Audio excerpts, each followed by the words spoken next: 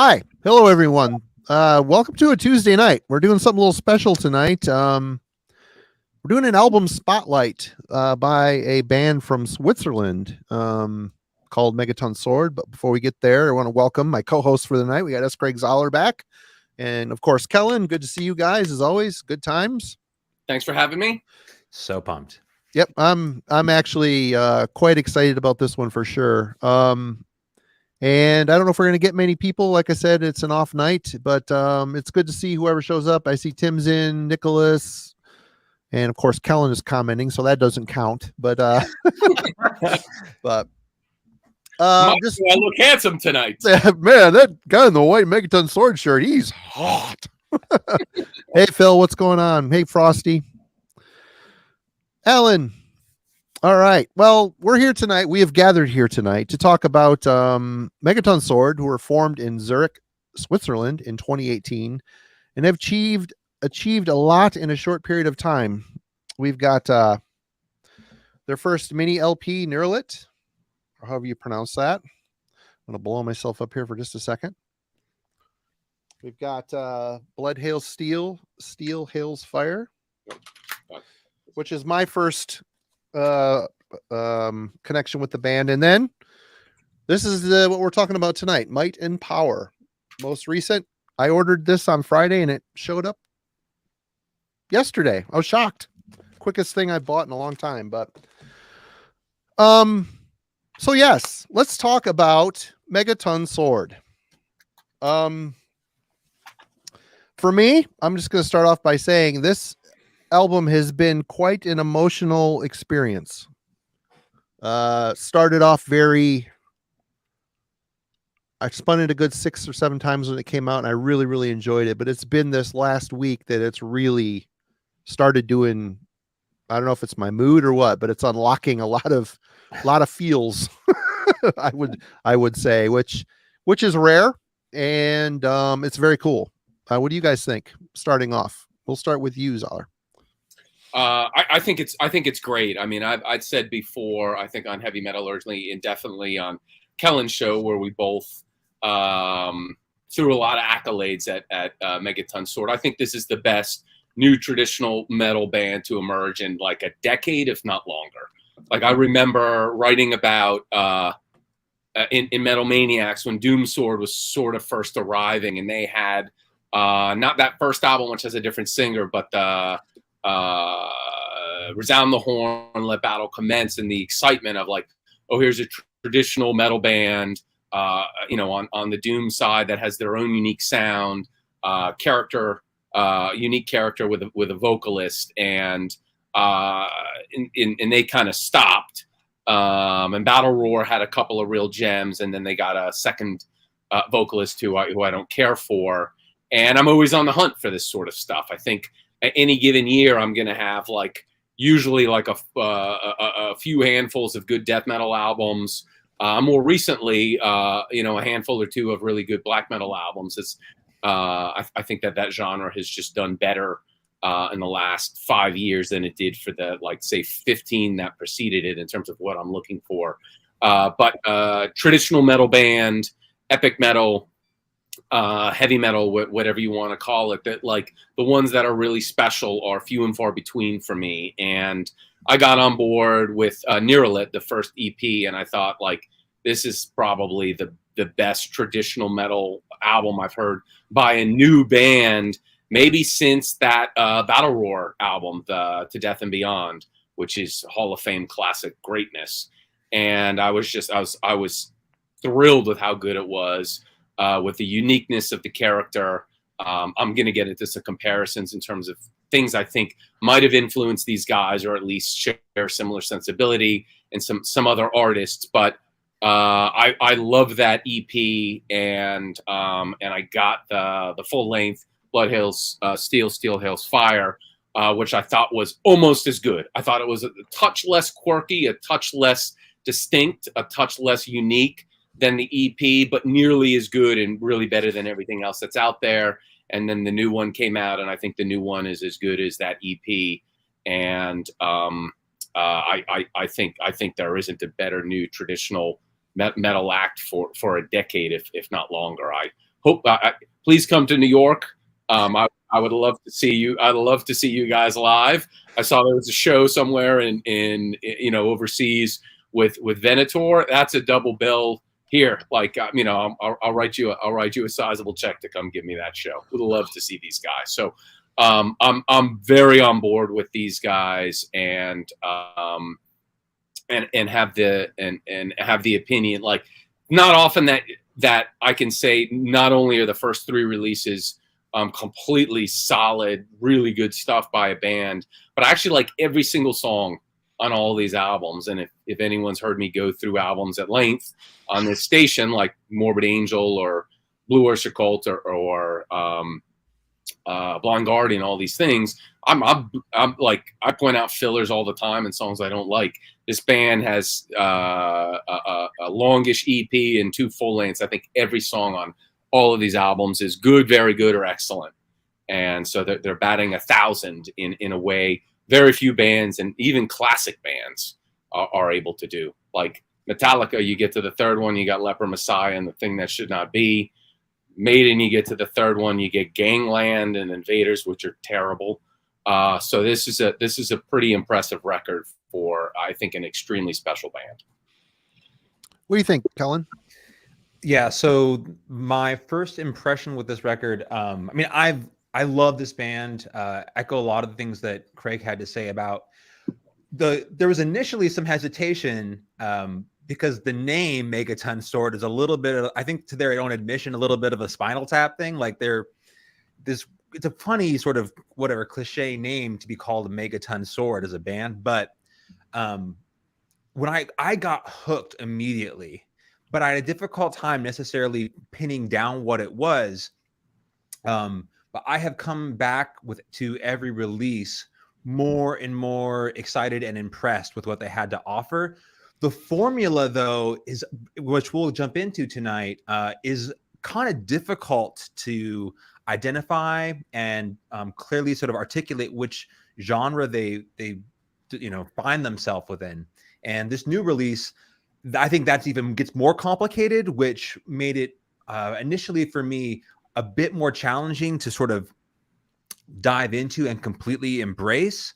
I knew I was going to love it, but the sort of emotional swings that this record goes through versus their previous 2 releases, I think it's a bit more complicated here for me personally. So I'm similar to you, Marty, where like I was more in from the beginning than you potentially, so a little bit more like Craig, but it's an album. I mean, I can't, over the past couple of months, I've spun it, I don't know how many times.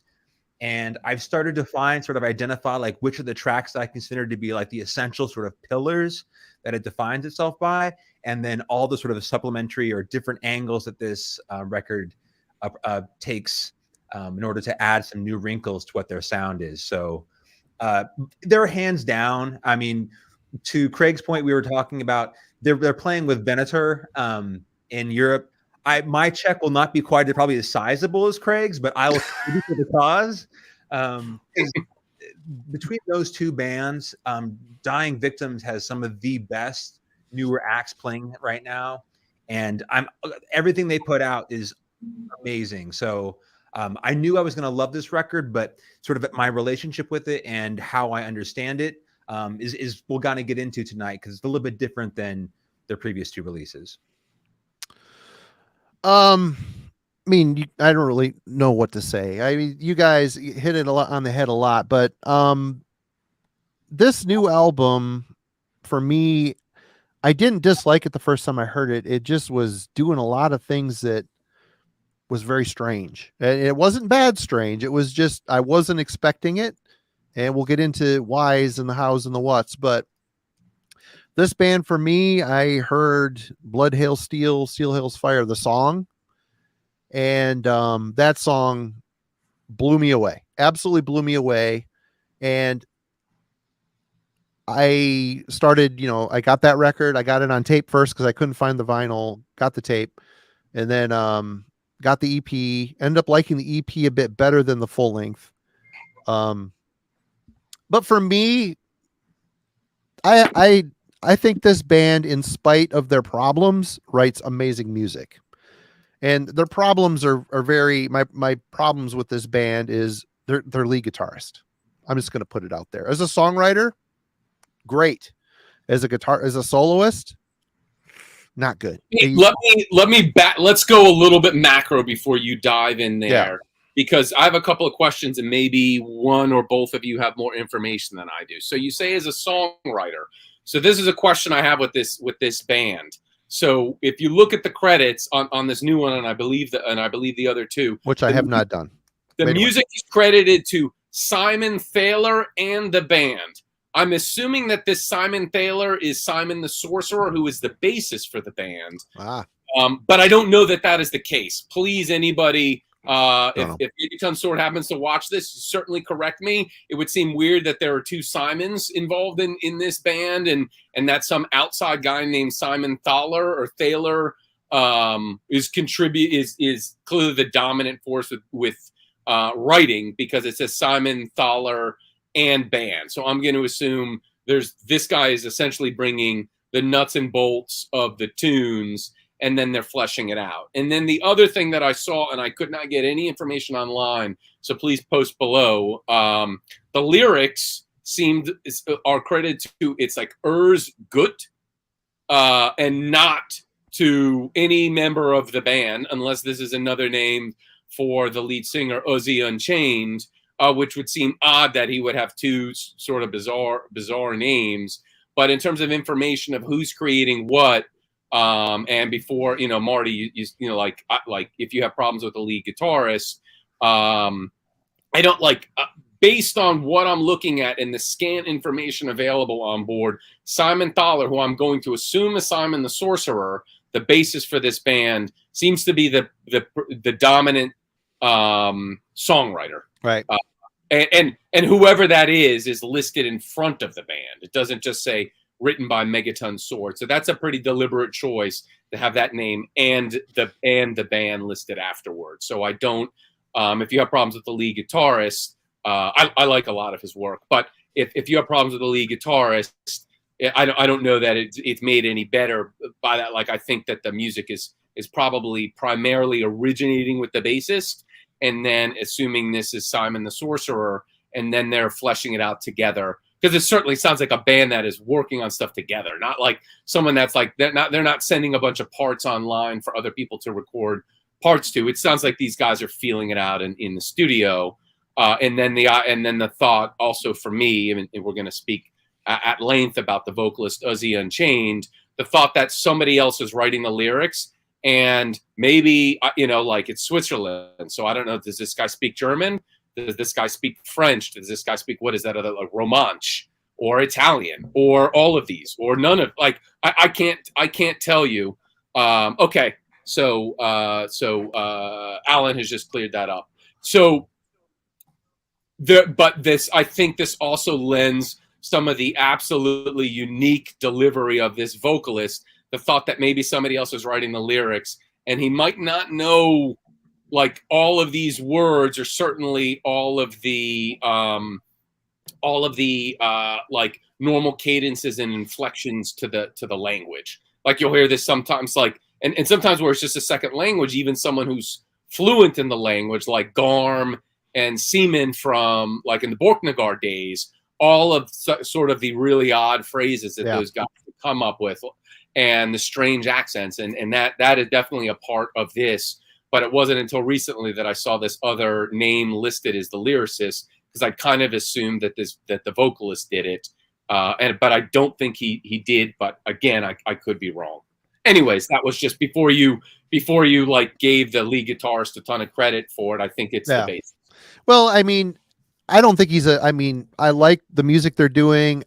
I think his leads. I mean, I'm not a great guitar player. I can play rhythm all day. Solos, not my bag. And it sounds like he's been put into a position where he gets by and he does some good stuff on this record, but he doesn't seem like, a shredder by any means. And especially watching a couple live things live, it looks like he's struggling. But my main thing, you're saying that Blood Hail Steel, that album, the full length, that you love every song on it. The thing that really I took away from that record, I love the title track so much, and it's the lead off track on the record. It's so good. so good. The rest of the album pales in comparison to it. It's kind of like the song Entranced by the Wolf Shook by Bolzer. I have never heard another Bolzer song as good as that Bolzer song. So it's just like, yeah. But the good thing is I still ended up liking the full length, and it seems like they really ironed out the lopsided nature of the songwriting on this record.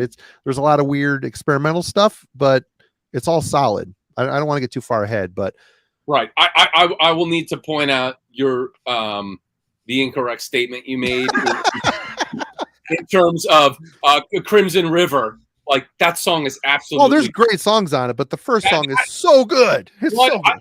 That to me, the album has two highlights, and those are the two. But Crimson River hits that anguish and that emotional and pulls forth emotions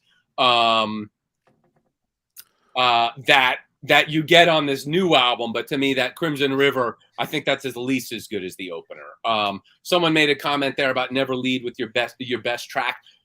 Were I like given the choice, sometimes it makes sense for that song to go first. I agree. Like, to me, I would love for the closer to be the best track on most albums, but I think maybe the second best track should be the opener. Like, I think that you want to have something that pulls you in, like, so 1, 2, and then the last song, and maybe the penultimate. I'm a big believer in End Strong, so I'm with you. But I think Crimson River, the Crimson River, like, that shit is fantastic. So I know what you're saying, and that song is great. But I don't want to do the full discography, though I am prepared.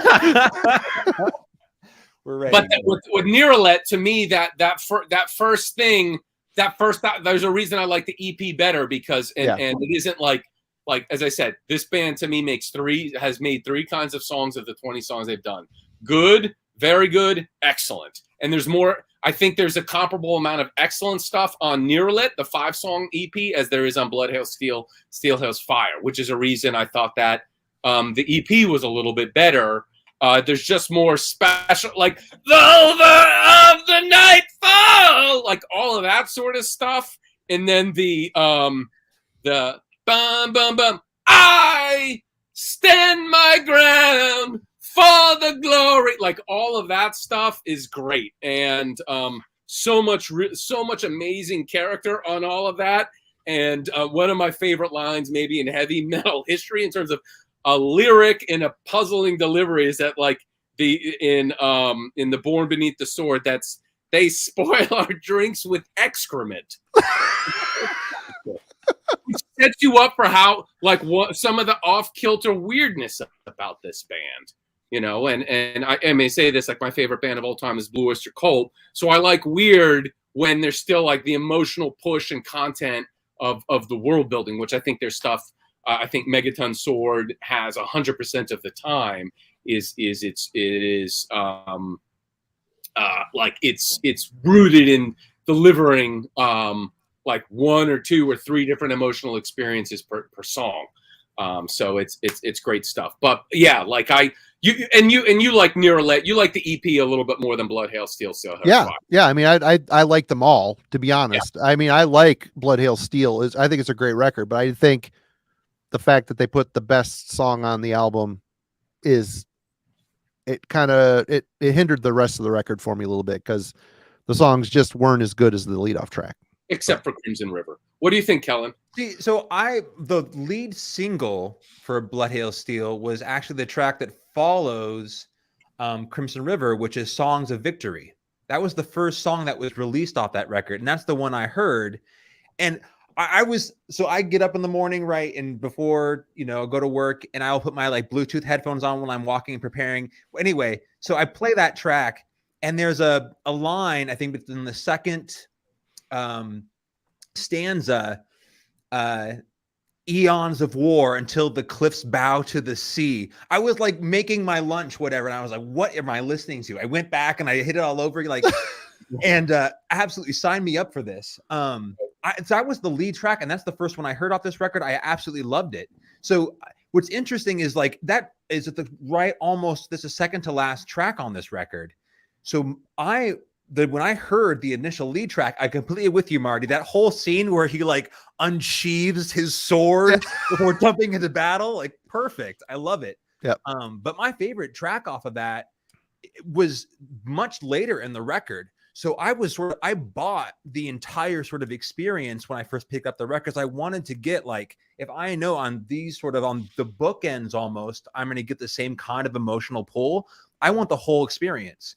Then there's this entire other thing like Vereen, the second track there. He's constantly lyrically, like I agree with Craig's point about we don't know in terms of like how fluent some part of this is, how much of it is lost in translation, how much of it is like we know certain words that work within the epic heavy metal context. We're kind of bounce them in and see how they all play out. But he's constantly making these sort of personification moments with battle and swords, where he's like a lover is this sword figure. And Vereen got that opening.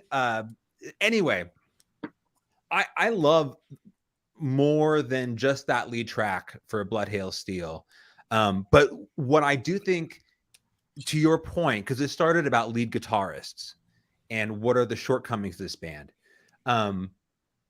What I got into before tonight is I was trying to pull out. So I just to kind of set the stage here before we get into the band, we were talking about like unique epic heavy metal vocalists and just how to compare, how to situate a band like Megaton Sword. So I pulled out some classic epic heavy metal records and I was playing them and comparing and contrasting this band. So I grabbed a handful here for you. First one is Kira Thungel's 1 Foot in Hell. You mean this thing that I set aside? Oh, look at you. Okay, perfect. Let's Craig and I could do a side by side, see what you pull here. This could be a debate, but we can get into it. JD Kimball, rest in peace. JD Kimball, the voice of metal. I want to point out something on that album is very good. Obviously, the song that you mentioned, Songs of Victory. Yeah. That song does connect to Omen, and some of it is there isn't like that was kind of an early stage of rolling double bass and tremolo picking in traditional metal that was happening in Omen. That's not, for the most part, I think of that more as a death metal thing, because you just hear it more there. Obviously, there's some Halloween and Running Wild that has that technique. But Omen is a band that did it. So I could see. It's funny. I would not have thought of Omen, but when you talk Songs of Victory, that the riffing technique and the drums underneath it make good your claim. Okay, because this is really going to get into a conversation about understanding epic heavy metal and how it relates to this band. And then last one here, Manila Road, Open the Gates.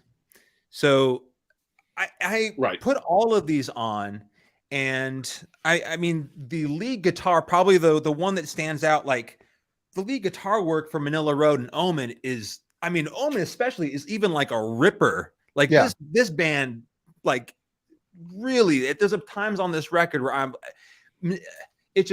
especially the new Megaton Sword just cannot keep pace with like the blistering lead work that's going on here. Not even close. Yeah. No.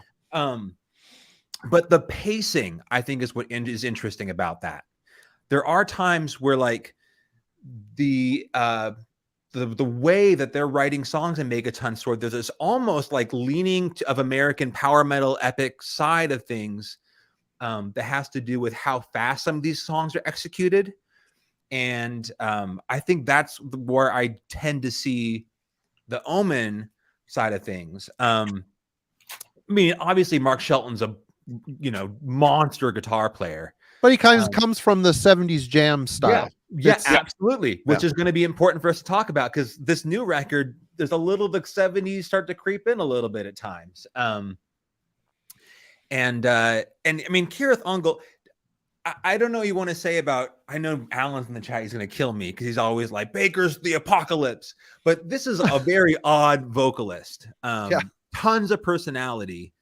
But I think that also connects to Uzi Unshane's, a narrative within epic heavy metal.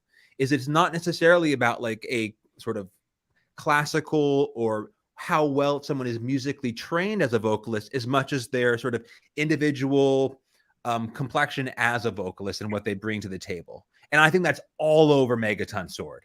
It is such a unique vocal personality that he really dominates the experience on most of these records in a way that I think, while their discography is not, they've not been around long enough to warrant necessarily the same sort of status as the greatest vocalist within the genre, we're on their way. They're on their way to getting there. Uzi's vocal strength and what he's contributing to this band is something that is noteworthy. And I think in the years to come, people will look back at what he's doing is something that is some of the most important traditional metal vocals of an era. But it kind of falls into the people love it or hate it. It's like the King Diamond thing. Either you love King Diamond or you hate King Diamond. Sure. I can see Ozzy as being kind of that kind of type of a singer to a lot of people. You mean this guy for that comparison I was also going to make? Sure. So I'd love to just sort of, I have sort of like a little narrative I want to go with this band. And so, you know, I think, obviously I think Megaton Sword is great. I think that there are sort of a couple of ways to talk about framing them for people who haven't heard them. And also I want to, so I heard like, it should be Kirathungal, but I believe the band themselves say Sirathungal, right? Alan has said Kirith from the beginning, and now I can't unhear it. Every time I say it, it's Kirith. Like it's like Celtic Frost, but the Boston Celtics, that's not the team that played when I was growing up. So it's not a question of right. Like if you're in a band, like I have a last name, and I've met other people who have the same last name and pronounce it differently. It could be Zahler or Zahler. So I would pronounce it the way the band pronounces it, whether it's right or wrong, because that's, even though they didn't make it up, Tolkien did. That's how I would do it. So I just didn't know if there's like, I heard live stuff where they referred to themselves as Sirathungal. So I'm going by that, but acknowledging that it's the Celtic C that should be a hard K, which I assume Kellen is going to have thoughts about, considering. I prefer Selling. I'm not going to die on this hill. I'm not going to die on this hill. It's all good. Okay, so I to me, I hear with this band, I think that there are three major components, two vocally and one musically, and then some other things that come in. So the first that I hear is Zeeb Parks of Witchfinder General. His phrases are so bizarre. You would think he'd never heard English before. It's like, so you think you can beat me? Well, you completely should know better than that, 'cause I'm the Witchfinder. Like, it sounds like he drank like necromancer vodka. I don't know what's going on with him. I love these first two Witchfinder General albums. This is some truly like I don't know anything about Zeeb Parks. I've looked and tried to find out. I'm sure that this is not his name, but there is an anguish quality. It's like to a lot of it's like he's dying, she's dying, she's dying, he's dead. Like all of this, all of these totally puzzling, like the refrains are really like but her sin, but her pride, but her to the ground. Like all, so I hear Zeeb Parks, that anguish, that unique approach to phrasing, the unexpected contours of all of these lines, the unexpected accents, which makes a lot more sense with someone from Switzerland than presumably an Englishman in Witchfinder General. But I have no idea. Like, I've never read an interview by Megaton Sword or Ozzy Unchained to know. But I hear the anguish. I hear the unique phrasing. I hear those strange ups and downs. The rolling, the rolling phrases in a way that actually like native English speakers wouldn't typically think of. And I don't like, it almost seems like it's like someone wrote something, there's Google Translate, here's your lyric sheet, you got one take, jam this shit in the space. but it's great. Like I love these first two Witchfinder General albums. I wish that reunion album, which has the musically the right quality, had this vocalist, because that other vocalist didn't, I don't think, work for the band. But I think that's one, and then I think Baker for Cirith Ungol is the other. But Baker is clearly like he is like a nut crushed banshee in terms of like that berserker style he has, like living in a doomed planet. We're living in a doomed planet. Like, it's so insane, and it arcs through all the pitches. Like, it's like if anyone's gonna accuse him of being off key, I'm like there's certainly the notes contained within all of those microtones and all those other notes that he's singing, because he's just dive bombing through those things. To be clear, I love Cirith Ungol. I think One Foot in Hell is great. I think and Paradise Lost, the shit upon album, I think actually the last three songs in that are three of the best songs in heavy metal history. That's another conversation. But I love One Foot in Hell and Paradise Lost, and I like the other two.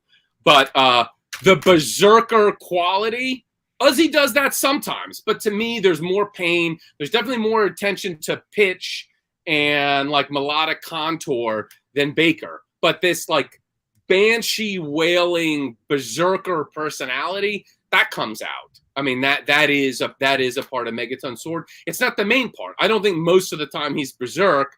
Like you get like the of the nightfall. Like you get some of it there when he's doing like whatever Vulva of the Nightfall. Like I know what those words mean individually. Please explain what that could possibly mean. But I like the confused lyrics in that delivery. So to me, vocally, I think these are probably the two main ones. I think a distant third in terms of influence would be Scott Rieger's. Sometimes when he does that total drunken falling out or sort of talking and then going into pitch stuff and then into talking, that sounds like Rieger's on this first Saint Vitus, and it's a bit in that zone. And then musically, not vocally ever. Manowar. I mean, it's there. The amount of times they're messing around with like Blood of My Enemies, Each Dawn I Die, those sorts of riffs, and then adding their own new tags and their own new syncopations. It's all over all of these albums. Just the same way it was all over those Doom Sword albums. Megaton Sword is landing more comfortably in like a mid-tempo. So I don't think people are calling them, like with Doom Sword, it was like doomy epic metal, which is a classification my own band Realm Builder got, which is in this world, except that the Megaton Sword albums are much better than the albums that I made. I'm proud of my Realm Builder albums, but these Megaton Sword albums are better. But the Manowar riffing, and you know, like some of the openness, like there's some, like you listen to Battle Hymns, the first album, there's a little bit, you'll hear some riffs that could have been in a Kiss song, that could have been in a Ted Nugent song, and that's something you also get on One Foot in Hell. I mean, the title cut here, you could tell me that riff has nothing to do with China Grove by the Doobie Brothers, but it does. There's a connection there. There's a connection to straight rock. And I like the Doobie Brothers, so I don't mean that as an insult. I like Cirith Ungol much more than the Doobie Brothers, but that's there. And so I feel I feel Witchfinder General, Cirith Ungol, and Manowar are kind of the main components. The Saint Vitus, you get a little bit vocally.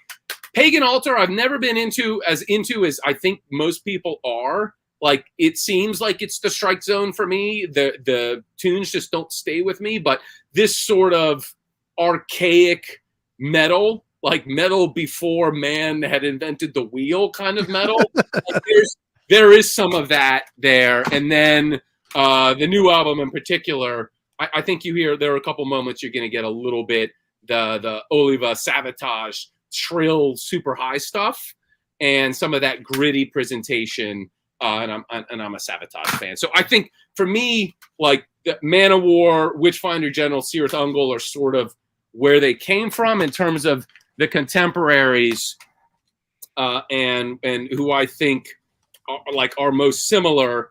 For me, the obvious one is Morningstar, and there's a really good run of Morningstar albums, and I think there's a connection with the stuff that Ari Hankonen was doing with this project, and then those 2 Minatory albums he did, in terms of what epic metal is and why epic metal is different than heavy metal. And I could say directly, Morningstar and Ari Hankonen's kind of primitive singing and character was some of what inspired me to do Realm Builder, because I'm like, I'm not a great vocalist. I don't have those highs. I can't sing like Rob Halford. I can't sing like Eric Adams. I can't sing like Dio. But like the guy in Ari Hankonen in Morningstar, or the dude in Iron Sword, this is a little bit more primitive man, a little bit more blue collar, a little bit more of a push towards a little bit the new wave of British heavy metal kind of stuff.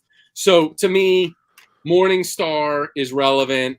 Iron Sword, particularly the beginning, before they locked into so much double time, double bass stuff, which I enjoy those other albums, but the beginning ones are the best by far. Doom Sword, who I already mentioned, I think in terms of the anguish and the earnest emotional content, I think the best Doom Swords are probably the best comparison to Megaton Sword. Battle Roar, which has a little bit more power metal stuff going on, certainly a whole lot more like harmonic pinches and more technical riffing and lead playing. And then the other sort of lost gem band that started out with a couple of really great albums, and then ones I don't like as much, Altar of Oblivion. And I don't even know, like, I tried to find an extra copy to buy for somebody, and I couldn't find it. So Shadow Kingdom, you should press more of these, because this grand gesture of defiance, like, this is in this zone. Doomier still, and actually there's a song on here in terms of key progression and everything that is very much that Vereen song on Blood Hail Steel, Steel Hails Fire. Like, those songs, you could just play one straight into the other. They are the same in terms of the harmonic progression and where it is. But that's just, I wanted to sort of situate this band with, like, I feel there's some Man of War backbone, but with Cirith Ungol and Witchfinder General vocalists. Obviously, these are 3 completely different sounding bands, and this is one of the reasons I have an affinity for epic metal, contemporary epic metal, is each band's personality is more distinct. And when it starts leaning a little bit more into the retro new wave of true heavy metal thing, or just heavy metal or power metal, I think the band starts sounding more similar, because I just put 3 bands that I think are the ones that most sound like Megaton Sword, and those 3 bands sound nothing alike. They're just things where I can hear, I think I hear in the DNA of the band, of this unique creation that is Megaton Sword. I'm glad you pointed out all the epic heavy metal bands that Ozzy's vocals remind you of, because I'm going to go for 2 here. I hear him, and I hear a completely unique vocalist that sounds like he has found creative freedom. This is a band where he is singing in a very atypical style, and it is giving, and he has a very atypical way, a cadence, and the way he places the vocals or the lyrics over the musical lines is completely unique. And when I first got Blood Hail Steel, Steel Hails Fire, I was taking Chris, our bass player, home from practice. I was listening to it and was ranting and raving how much I loved it. And he's like, I don't know how I feel about this. I'm like, why? He's like, the singer reminds me of the dude from Deftones. I'm like, what did you say? And that just, he's pulling from more of a non-metal sphere as well, which this new album, I'm just going to throw it out there. I hear Greta Van Fleet. I'm not a big Greta Van Fleet fan, but I have watched some live stuff. Their vocalist, Josh Kiszka. I don't actually know this band, so please tell me who this is. They are pegged as a Led Zeppelin tribute band. They sound musically, theatrically, the way they structure their music, the drama in it, it sounds very much like Led Zeppelin. Okay. And in his Josh's vocals, he sings in a very high, screechy falsetto voice. But the way his vocal choices, the spirit in his vocals, the power in his vocals, the way he plays around a riff reminds me of Ozzy. Is that his name? Ozzy. I keep forgetting. There's such an atypical name. I can't lock it in my head. Ozzy. I heard it, and there's some songs on this record that it sounds like they are influenced by Greta Van Fleet, but they don't have the Led Zeppelin vibe. They're doing the theatrical, playing, stripping away of the heaviness and focusing on clean melody lines before, adding stuff to it. Very theatrical the way they're doing it, in very similar way that Greta Van Fleet is. And then this free spirit. Is this a very successful band that a lot of people know? There's tons of very successful bands I've never heard of. They're huge, and they're from Michigan, which is even funnier. From Frankenmuth, I believe. Frankenmuth. They're a big a 3,000 seat club band, or they're an arena. They're band? arenas and shit. Yeah. Okay. Yeah, they're huge. Yeah, I can't. Were they popular in 2018? I think so. Kellen, can you help me out here? Because I have heard maybe 10 Greta Van Fleet songs, and I'm because I don't like Led Zeppelin, but the guy sings so well. Whenever I come across a live thing, I'll watch it. Like, wow, that guy can fucking sing his ass off. So I've heard the band, but it's one of those things that I kind of came on my radar, and then I kind of thought it wasn't for me, sort of deal. It's not for me either, but yeah. But I mean, I know, because just between Marty and I have been talking about this, passingly, and he mentioned it. So over the past couple of months, I've been keying in on trying to hear moments where I can see where he's coming from, but it's one of those things that I had to sort of deliberately look for, because I think they are passing. So I don't, for me, after all the hours I've spent with this record, I still think it's a Megaton Sword record, and you had never pointed that out to me, I would not have come to that conclusion. I don't know why I landed on it so effortlessly. I mean, I picked it out. Does he sound just like him? No, but he's playful in the same way that this guy is, and he has the power that this guy has, and it just really. And then I started hearing it in some of the more fragile songs on the album. And I say fragile, I don't want people to go, "Oh, great." It's good. The fragility that they worked into the songwriting on this album. There are a lot of emotional colors. It's welcome. It's welcomed. It adds a lot of color and growth to this album for me. But yeah, so who was it? Not that I'm gonna have an assassin sent out with who was it who did a Deftones comparison? Chris from the Glorious Dead, the bass player. He's like, this sounds like the dude from the Deftones, and I don't know how I feel about it. So after, when we get off, give me an address so I know where to send them. Next time you're here, you'll see him face to face.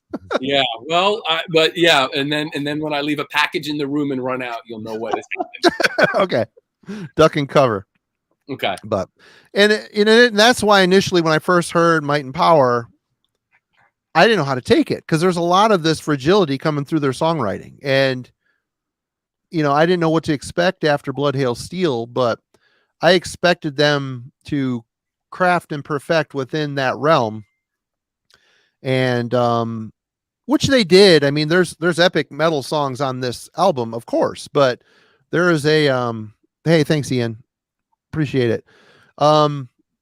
They went in a direction that I didn't expect. They really did, and they didn't just like one song or part of a song. There's a handful of songs on here that point at this evolution that they're going on.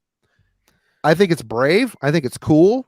And if they stay on this course, I can see them evolving out of metal, to be completely honest. That's just my out there kind of, hot take, but it seems like they're on a path. The very last song on the album, it kind of leads the mind to wonder where the next album is going to land, what do you guys think about, how do you want to jump into this? I mean, we've kind of, go ahead. Yeah, no, I was just going to say in terms of that, I think, this is going to lead to a larger or just different conversation in terms of what is metal and what isn't. That thought never crossed my mind in terms of that it's any less metal. They're incorporating. They are they are incorporating other sounds, but to me, in aid of delivering an experience. It's something that I've always felt like, in terms of what's separate. Like, obviously, there are overlaps between metal and hard rock, and metal and just regular rock, and all of this sort of stuff. So there are a couple of musical moments on this that certainly seem like maybe they would be on a progressive rock album or like a jam album from the 70s. But I feel, like I'll point to, like, I don't know if you listen to One Foot in Hell on One Foot in Hell and think like Doobie Brothers. It's China Grove. Like, that's the riff that's happening there. But then when you get the One Foot in Hell, when you have all of that stuff happening, it still is, they're using a tool, and in that case specifically a riff, and there's like a Nugent riff is in somewhere on that album as well, and a couple of things that certainly would be home on a Kiss album. But that, to me, that personality is so consistently delivering in the space of heavy metal, and that's something that I like. A way I'll differentiate bands where the sounds start overlapping, like hard rock and metal and all that sort of stuff, is, am I listening to this and picturing dudes on a stage like I can't hear you and all of that sort of stuff, or am I taken to like other worlds? And because certainly, like, some of the very early Manila Road, that like sounds like pretty much hard rock, and some of it just sounds like straight up rock. And then when they're like at a point like you hit Crystal Logic, it's not that all of a sudden they push the metal filter and now everything is metal, but they're more consistently going to fantasy worlds. Almost every song is going to have those distinctly metal moments, and even like Doom Planet for is like that, like some of that riff, like the main riff, not the chorus idea, but some of that could just land in a rock song. So I think, to me, I know what you're saying, and but to me, I think they're just using more different colors to paint like richer and more varied experiences that all, to me, feel still completely in the metal space, the epic metal space. Even with their sort of puzzling lyrics. But I know what you're saying, and going like, sonically, I still think that it lands there, like with the song that I feel is has the most sort of not metal ideas and some moments. I think also has some of the most aggressive moments to kind of solidify it. Some of the band sheet, like some of the stuff that is the closest to the Tim Baker Shrieks, to sort of land it still in that space of things that are beyond rock. And in addition to, I think metal takes you into those other world spaces and not just dudes on a stage. I think another thing that metal like that is a characteristic of much metal is extremity. So a song that has maybe a little bit less, that has some other elements that are outside of metal, also has some moments that are a little bit more extreme. So I hear what you're saying, but I didn't like that thought that this was less metal or they would make a not metal album did not occur to me at all during the course of listening to this album. But why you're saying that. Well, me and Kellen were talking when this album first came out. After 6 or 7 times through it, I'm like, I know nothing. I haven't read any interviews. I've got more information tonight than I've had. Now I know the bass player writes the songs. This album to me initially sounded like the singer's taken over, which, hold on. Sorry. The vocals are a bit louder in the mix. More of a playful experimentation in his vocal style, musical style shifts that accentuate these vocal explorations. It just sounded like they know they've got a hot ticket in the band. I mean, if he were to leave the band on its own, I'm sorry, he's the magical spark, and that makes the simplistic songwriting work so well. I mean, I like the songs that are being written. They're very catchy. They're very hook oriented, but he is the spark that ignites them, I think.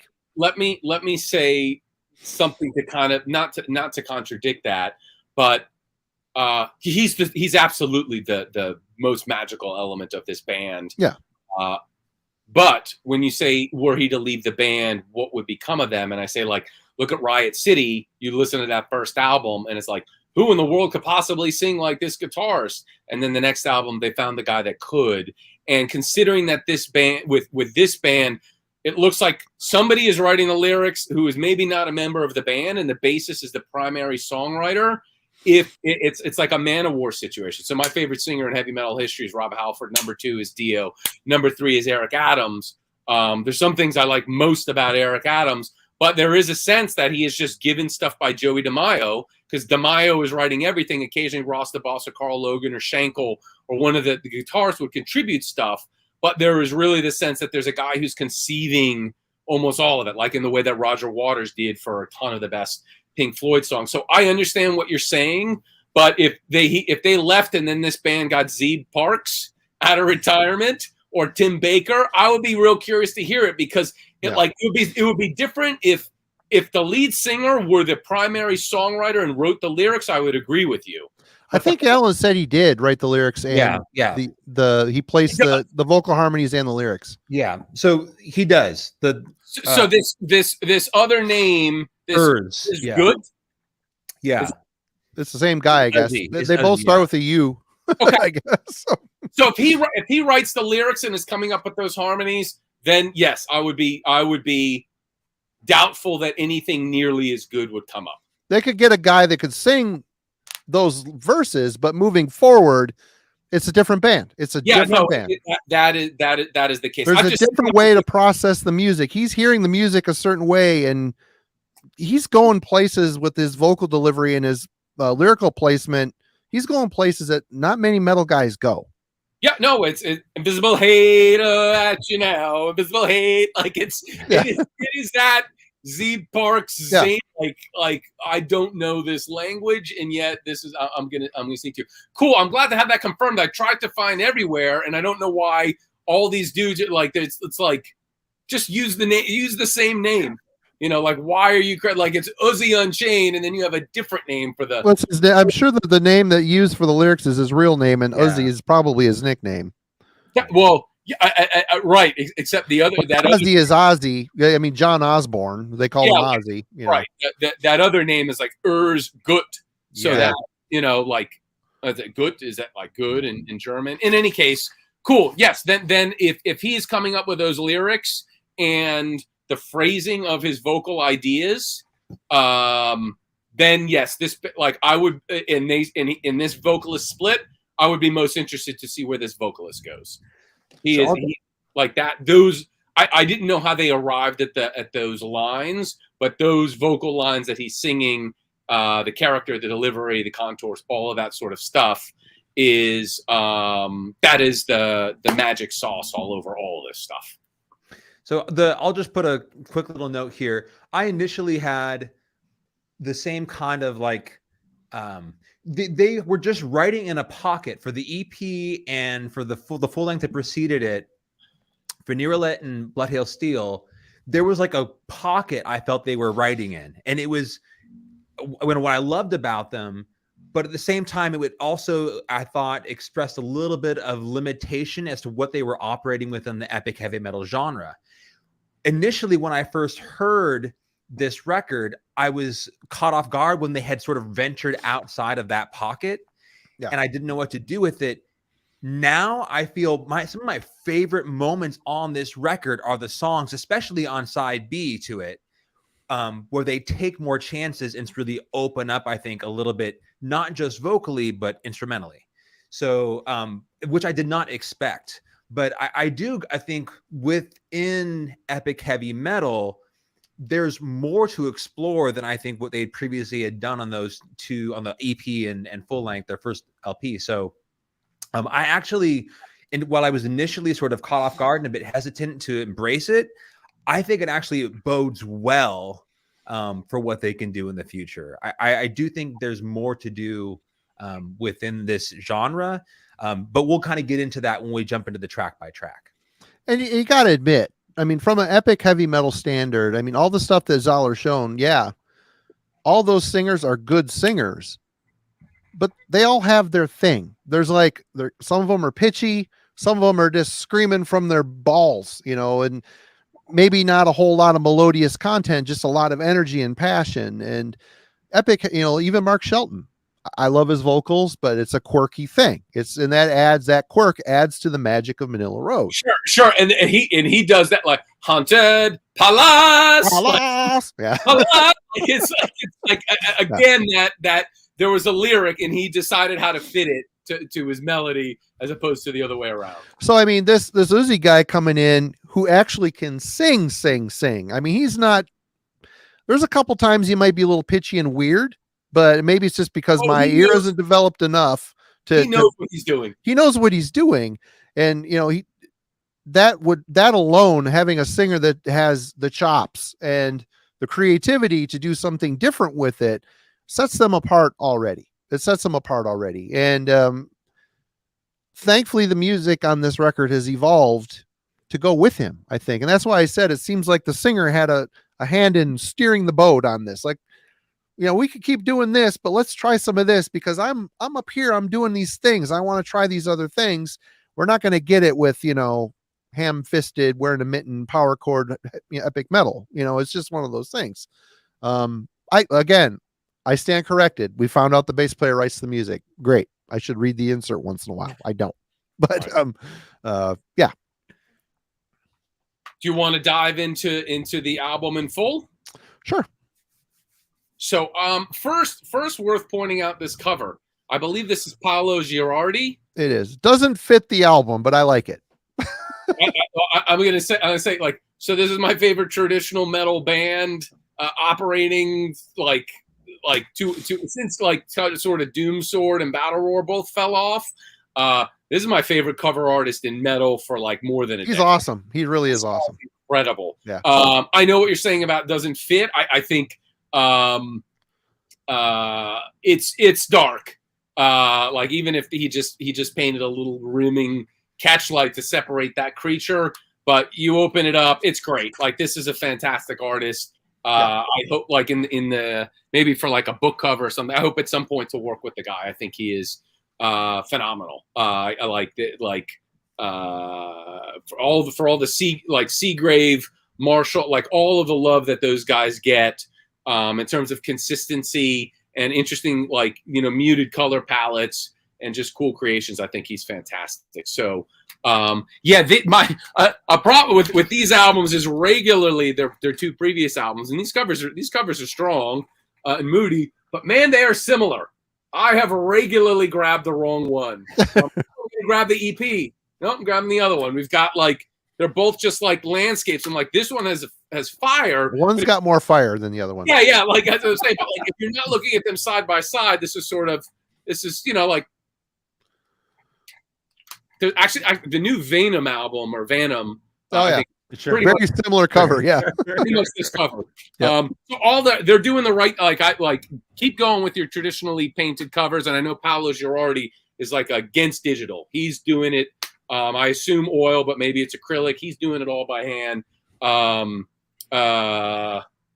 Hats off to you, sir. You are the best artist working in this genre for a long time. So this album, first track, Raving Light of Day. So when I say the Manowar influence, you don't have to go far in this album to get to it. Dun, dun, dun, dun, dun, dun, dun, dun, dun. I mean, this is Blood of My Enemies stuff. But what they're doing is they're putting syncopation in different spots. So it isn't just the kind of autopilot stuff. I know Marty brought up some stuff that he shouldn't have in the context of this. So I'm going to say like this is something that Bathory didn't do that well in all of their Viking stuff that is nowhere near as good as Manowar is in terms of making like adding their own tags and putting in some cool syncopation and the richness of the chugs. Like you can just autopilot 6/8 dun dun dun dun dun dun dun. You can ride that shit forever. Atlantean Codex sometimes does, but I mean I like all of their albums. They're great band. I'm a fan of those guys. Could use some more interesting riffs, or even just like what these guys are doing on this first song, which is just like throwing in some accents where you don't expect And his vocal delivery here, as I said, like there's one of the main reasons that second album I thought was a step down from the first. Again, an album I completely adore. But I thought that the first one was a little more special, as I think that the second one has like 3 songs that feel a little more regular, and I didn't know, and a little bit more push to maybe a little bit more faster stuff. So this song, Raving Light of Day, it is a scorched delivery throughout. Like this is the raving light of day. Like he's just belting, and it's like the John Oliva stuff.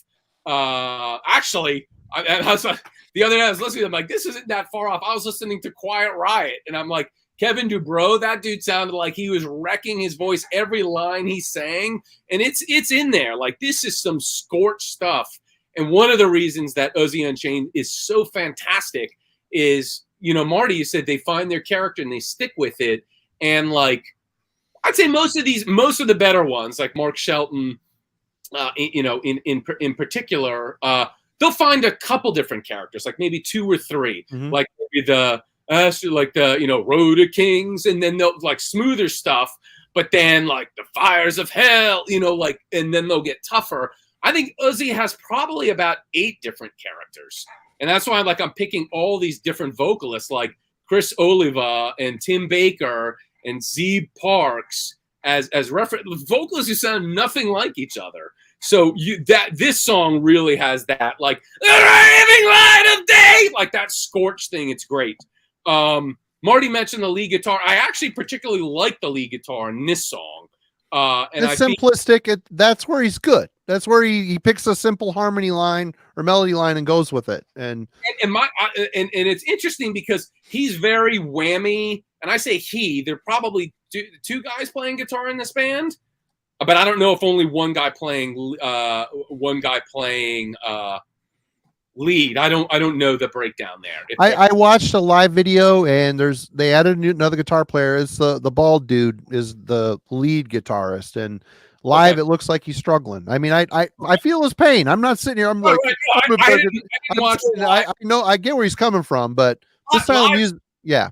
Go ahead. Live shows can be great culmination moments, but the albums are eternal and the things I care about. Yeah, much more. So, but like the solo in this song, it almost sounds like slide guitar. I'm assuming it's whammy in terms of as he's moving around, but there are a couple tracks on this where I think the solo's particularly interesting in terms of using the whammy to sort of swim between, which in a way sort of complements the vocal. But like the arrival moment, the addled but not to blame, like when it lands on that idea, something that is so good about this band, and Ari Honkonen does this in Minatory and Morning Star as well, is you get that vocal idea in that landing moment, but with different music underneath.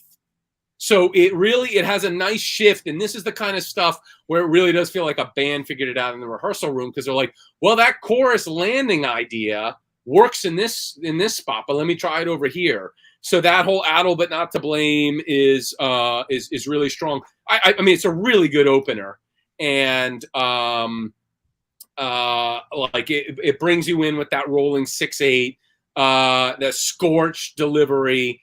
And what I'll say about the chorus is that this guy comes up with, and why Ozzy Unchained is a treasure, is not only like if it rhymes, it might be in odd places, but the phrase lengths, the contours, the amount of syllables a line, it all just feels like it's this emotional outpouring, as opposed to there need to be similar amounts of syllables. And this is stuff that actually Manowar, although they have a bunch of very straight choruses, a lot of the better Manowar songs are these very long choruses with different shaped lines. So that, like the addle but not to, but like these choruses are varied in a way, like a verse, but have the landing moment. So a very strong beginning, really good opening track. Kellen, what were your thoughts on the first one?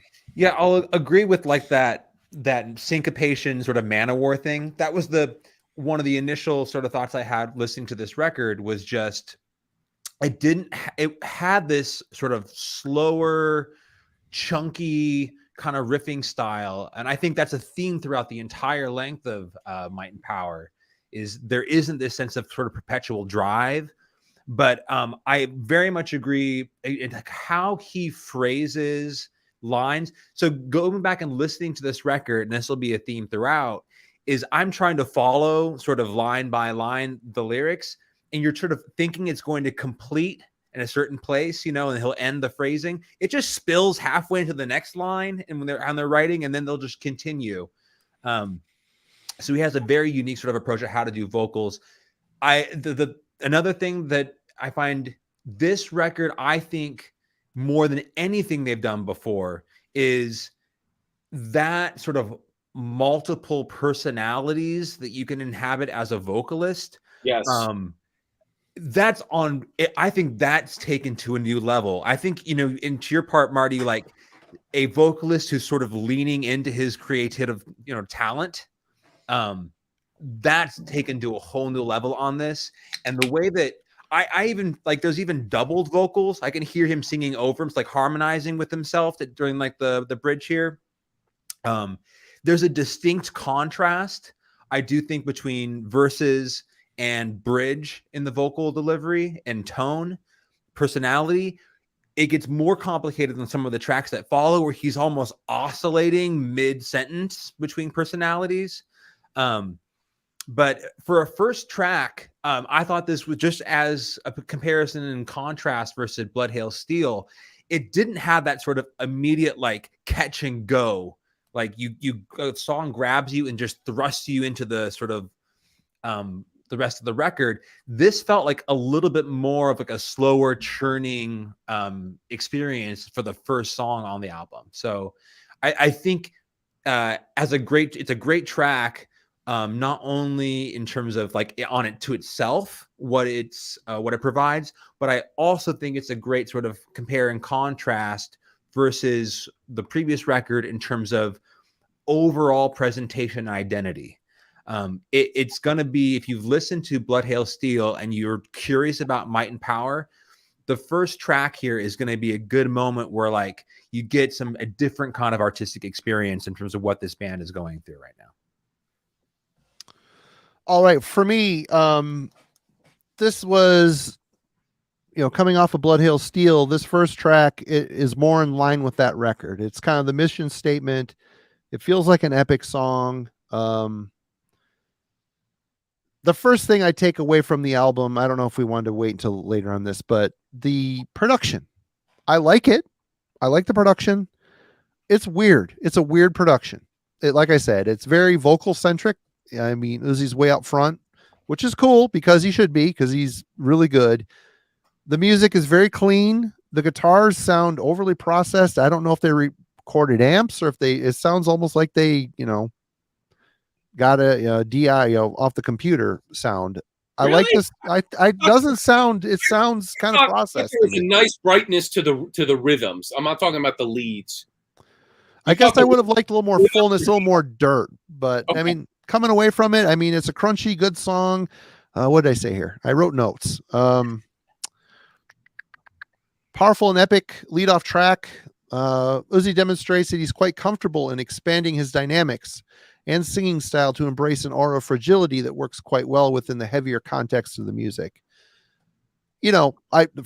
First impression coming up, I'm like, oh, right on. This is heavy. This is killer. That's where the other songs start coming in and adding some other ideas that kind of threw me on my side a little bit. I'm like, okay, I didn't see this coming, which in hindsight, going back and becoming used to the record, the record really doesn't have a huge swing of like fast and slow dynamics. There's kind of an even keel pace on the heavier songs.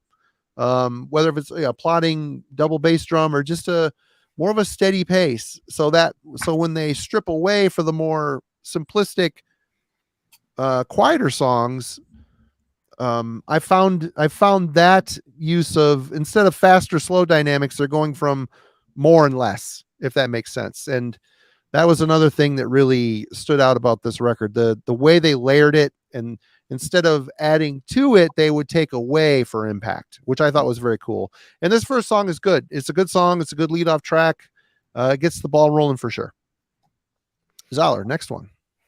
Cool. So the next one, Iron Plains, and actually just I might as well just like cut and paste what Marty just said in terms of this is a band that's stripping away for impact, because this is the song that I think best exemplifies that on the album. There are a bunch of spots, but Iron Plains, this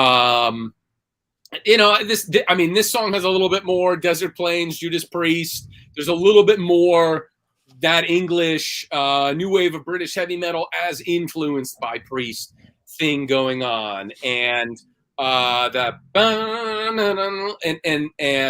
it starts out with this lick that's sort of swirling from speaker to speaker and has all of this flange on it. But something that they do, and I think like this is something where, again, I'll make the Morningstar comparison.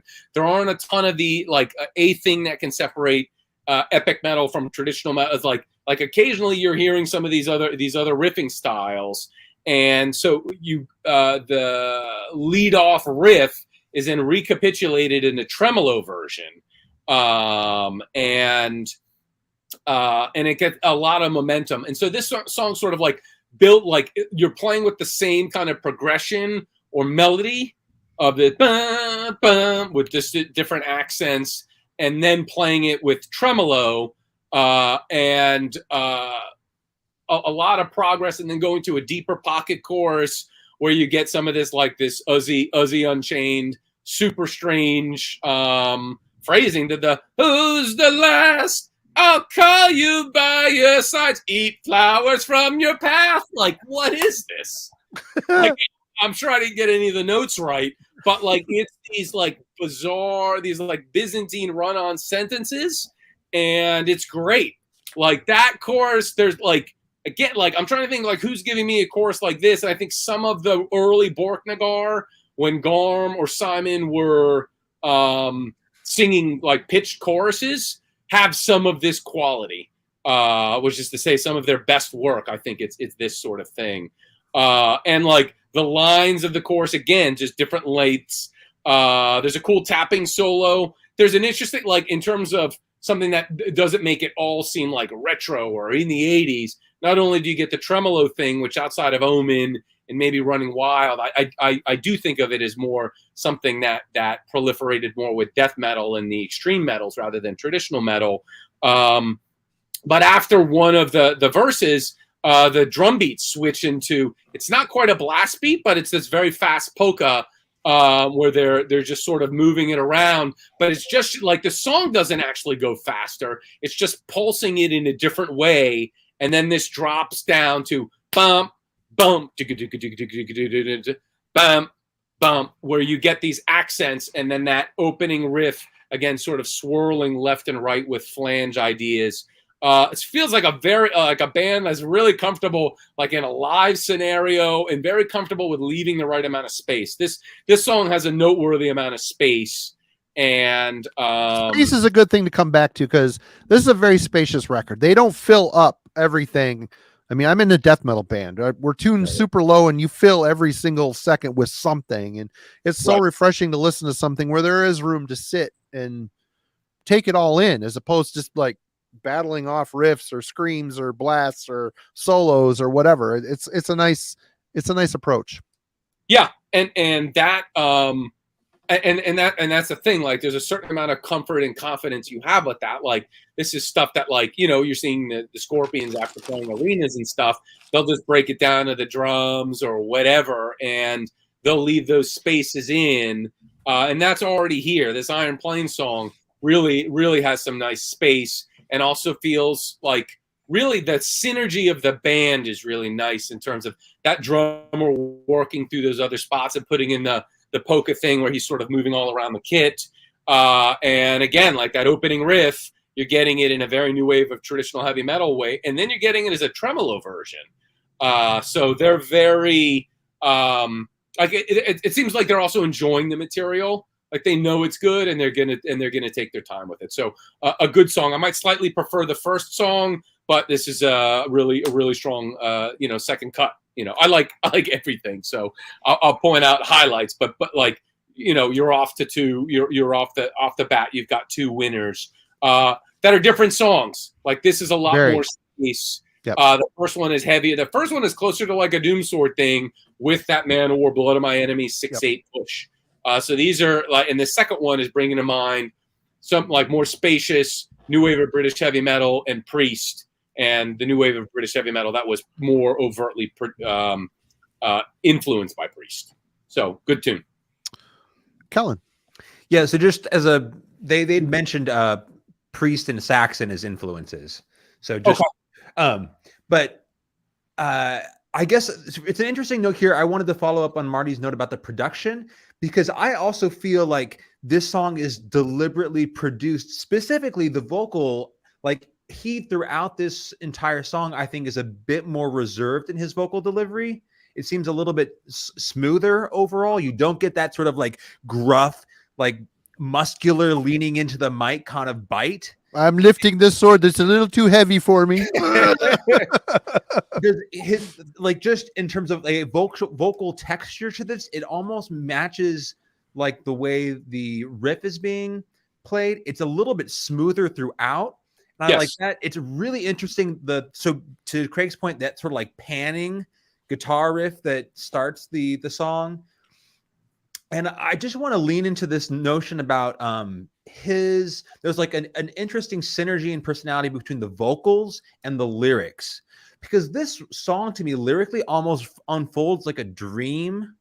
Most of this record, I feel like he's in the midst of a battle, or like, dude, there's a very dreamy-esque quality to some of these songs. Anyway, go ahead. That's great. I mean, it just seems like there's some part of like a subconscious. He's talking about, holding on to this bracelet and eating flowers on a path. Like, what are we doing? So yeah, this is a little bit sort of that opium explorations that Albert Witchfinder explored in like Reverend Bizarre and some of his stuff. Like some of it's getting into that like a little bit psychedelic ritual, and yeah, I actually spent a little time with these lyrics, and I find them interesting, though I do not profess to understand them. Well, yeah, but I think they are 100%. Thank you for not being so predictable lyrically. Yes. So and the other thing I wanted to point out is like the pacing of this song almost feels like it could have been coming from a previous record, relative to the first song. Meaning there's just a sort of smoother, like, I don't want to say conventional kind of pace to it. Like texturally, sonically, there's more going on that makes it interesting, but it also has a little bit more of an upbeat vibe, which is something that I kind of thought they were the sort of pocket they previously were operating in was in that world. And then in my notes, for all the sort of shortcomings that the lead guitarist has in terms of like this moment where he could be doing a blistering sort of solo. I mean, listening to the Omen record and then putting this on, that was in stark contrast. But I 100%, I love Craig's point about the drum moment. I'm less intrigued with this song in terms of like the arrival into the sort of bridge, as I'm more intrigued by the exit. Like as they're leaving that moment, and the vocals even take a different sort of harmonic sort of recession, and that like not quite blast beat drum kicks in. It's a short piece to this song, but it's probably sonically the most captivating. For an otherwise song that I think feels a little bit more ethereal, it's like a one moment where I really felt engaged with what they were doing. So a great contrast track versus the first one. And just also, I think, sets the stage for how diverse this record is going to be relative to the ones that preceded it. Okay. Again, I agree with everything these guys are saying. I'm cleanup crew on this. Iron Plains. This is the first one. I have it highlighted red, which if you go to my red code means it sounds like the Greta Van Fleet guy. So I had time to color quote and asterisk. There's all sorts of shit going on these notes, but I'll just say another powerful track built on simplistic metal foundation that sets forth an effortless and flowing motion. Very spacious world building. There we go. Spacious. Moving hooks, which Uzi further exploits with his melodious croon. And yeah, I mean, this song, the music on this record, there's one thing I'll say over and over again is simplicity. And I'm not saying that in a negative context, because I think with like more extreme metal, the more extreme you get, the more complicated it's got to be and twisted and, you know, attacking. Simplicity is good. Simplicity, and especially this style of metal, it helps sell a song more. And this is going to sound like a slam to the band, because it's not.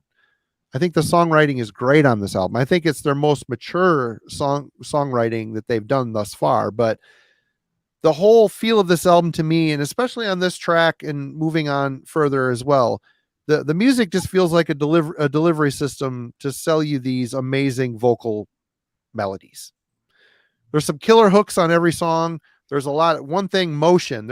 These guys have a groove or a flow to their way they play this music that's just so inviting. It lets you in. It's like you're on an inner tube on a lazy river, you know, just kind of flopping around in the sun, and, you know, with headphones on and a wonderful singer singing you know, or whatever. But Iron Plains is the first where it starts to really perk my ear. Like, I've heard this style before vocally, this playful, powerful.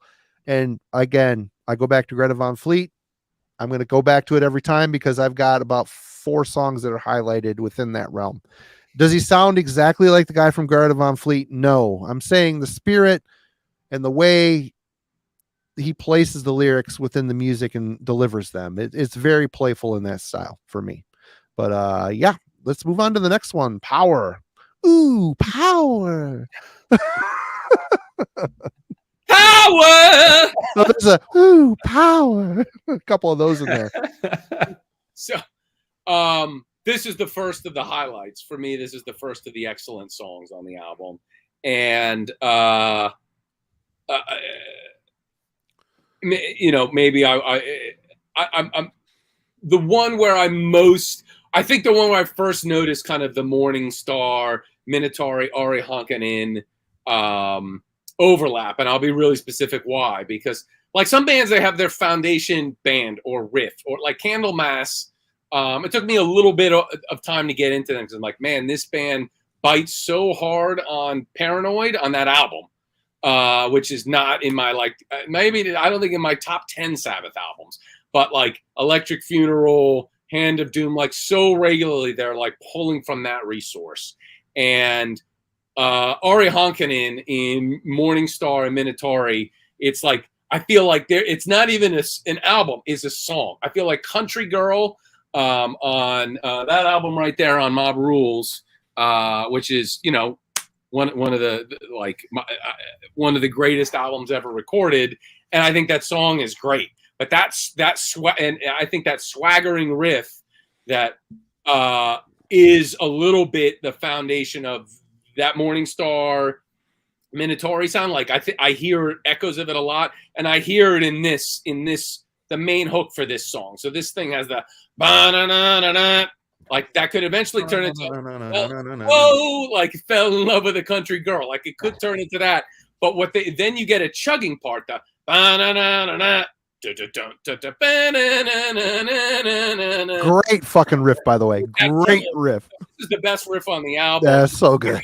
This riff forever, and then power on top. Like it's great. This shit is amazing. I know, like if someone said, "What's the song?" I wouldn't give them a couple of my favorite songs by the band are weird, and I don't think would be the jumping in point. If you're curious about this band and haven't heard them, and you're like, I don't know if I'm gonna get, like, go check out Power.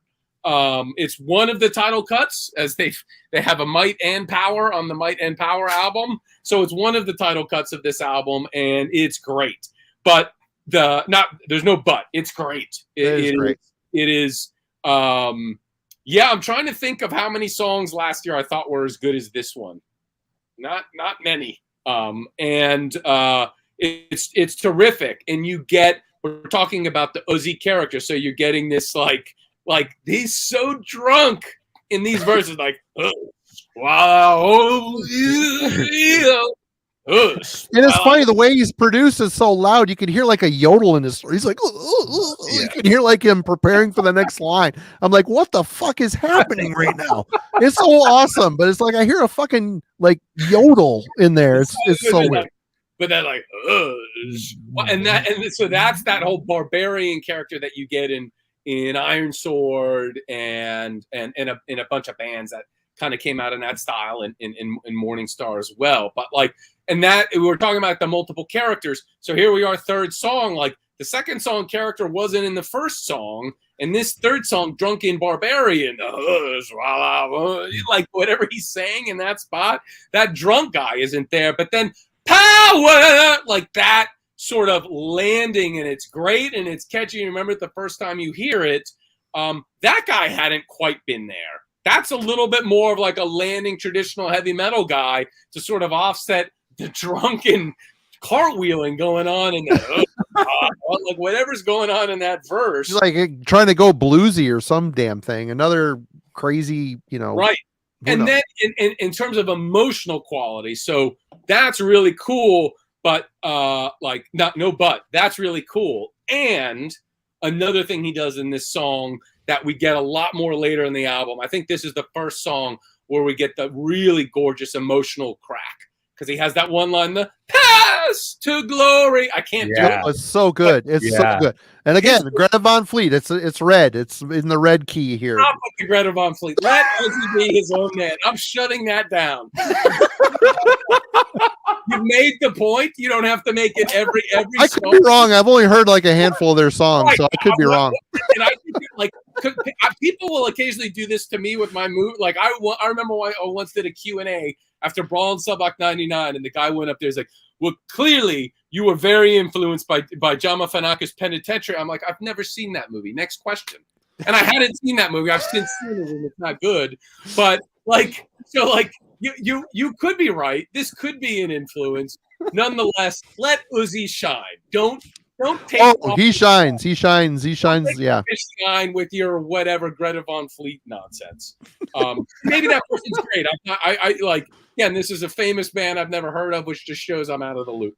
But that whole paths to glory, like the emotional earnestness, and this is a reason that like a lot of this epic metal stuff and more traditional metal stuff appeals to me more than the power metal set, where they're just soaring in that high zone all the time, and it feels very much like I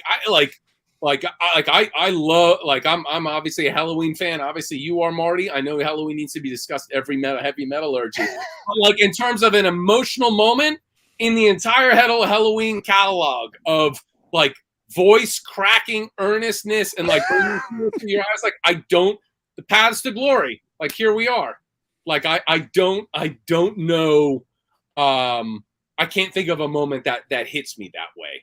And like in Bruce Dickinson, always seems like performance. Like I'm waiting in my cold cell. Is the bell like? See, it's like an actor. It's like. What do you know, Professor Steele? You know nothing.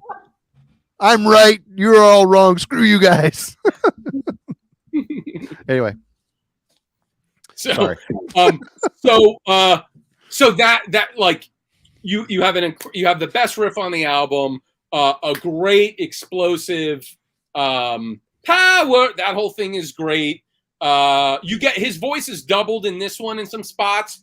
The doubling is subtle, like that. I don't think I caught that even the first time. But that all of the stuff that he's doing in those verses, it just seems like like a dude is emotionally exploring, like whether it's the paths to glory or that whole like all of that sort of stuff.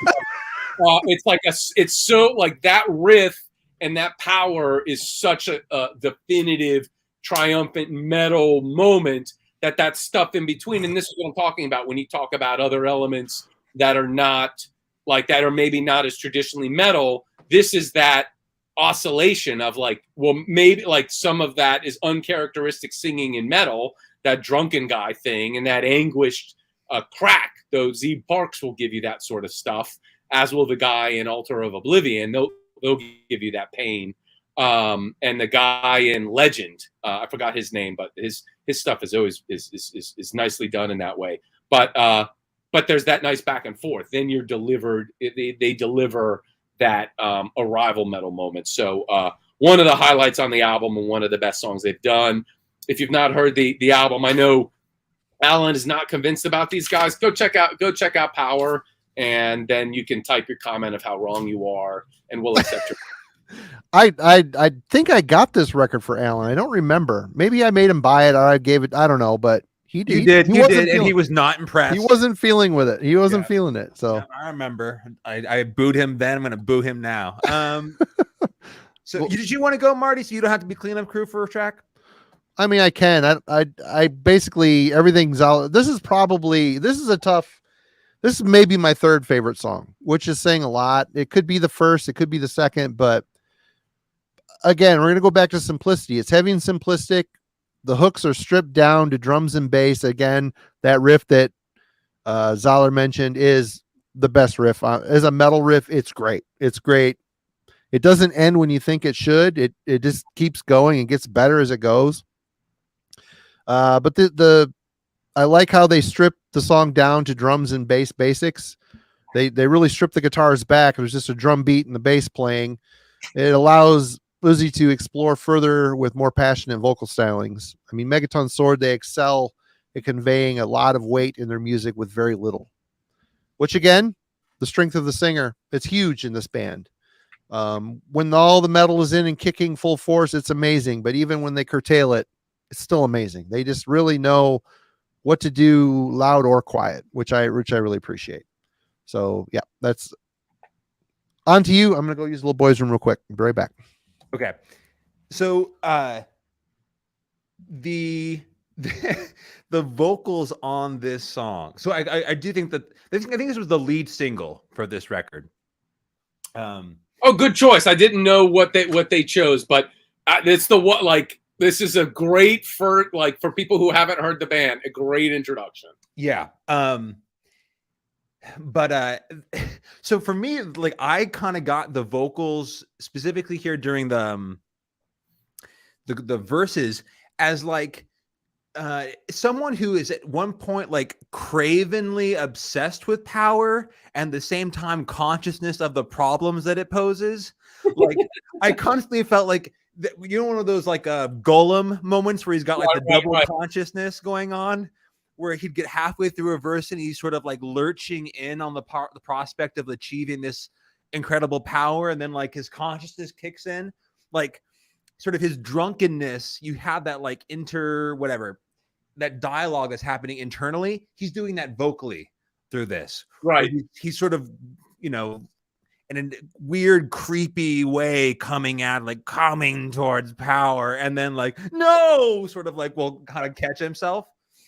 But it's totally weird to see that like that psychological process play out through like a vocal style, and I think he does an incredible job here.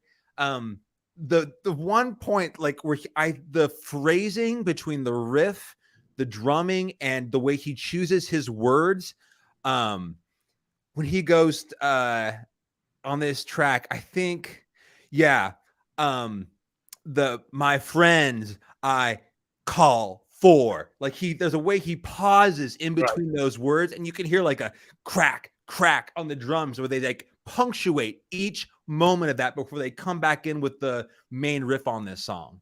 The fact that he deliberately he chose that to accent on Blood Hail Steel, that opening track where the guy's unsheathing his sword before they charge into battle, I had that kind of initial reaction where like this moment they like absolutely seized just a handful of parts to like accent or punctuate a moment within a song before they launch back into one of the better moments in the entire record, which is the chorus here. So I just love that pausing, call for, crack, and then they come back in with the rest of the chorus anyway. The riff here is amazing. I also do think now the previous release was mastered and mixed by the same people. So who you heard previously on the last record is on this record as well. And I actually think this is one of the grittier, like, I don't know what effect is going on the guitar here. But I do think it's one of the more aggressive sonic moments in terms of how they've produced the guitar tone. It's not necessarily all over this record, but it does feel a little bit rougher for this band. meaning like where sonically on Iron Plains, it was much more smoothed out. This one feels a little bit grittier to me. It's not nearly as like blue collar and like street as, 80s power epic heavy metal by any means. But I do think it's like texturally a different kind of presentation in terms of the sound. So some of it's also it's so much further down the neck of the guitar that that's happening in a different spot than that new wave of British heavy metal thing that's being cycled around Iron Plains. But yeah, this has more heft. All right, Craig, we are on Cowards Remain. Yeah.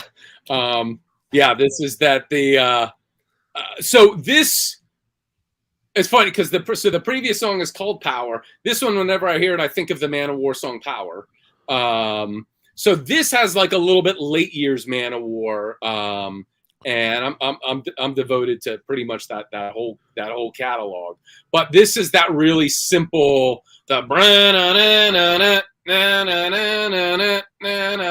so really, like, even by the standard set on this album, this is a simpler hook, and it's got some push, in terms of momentum.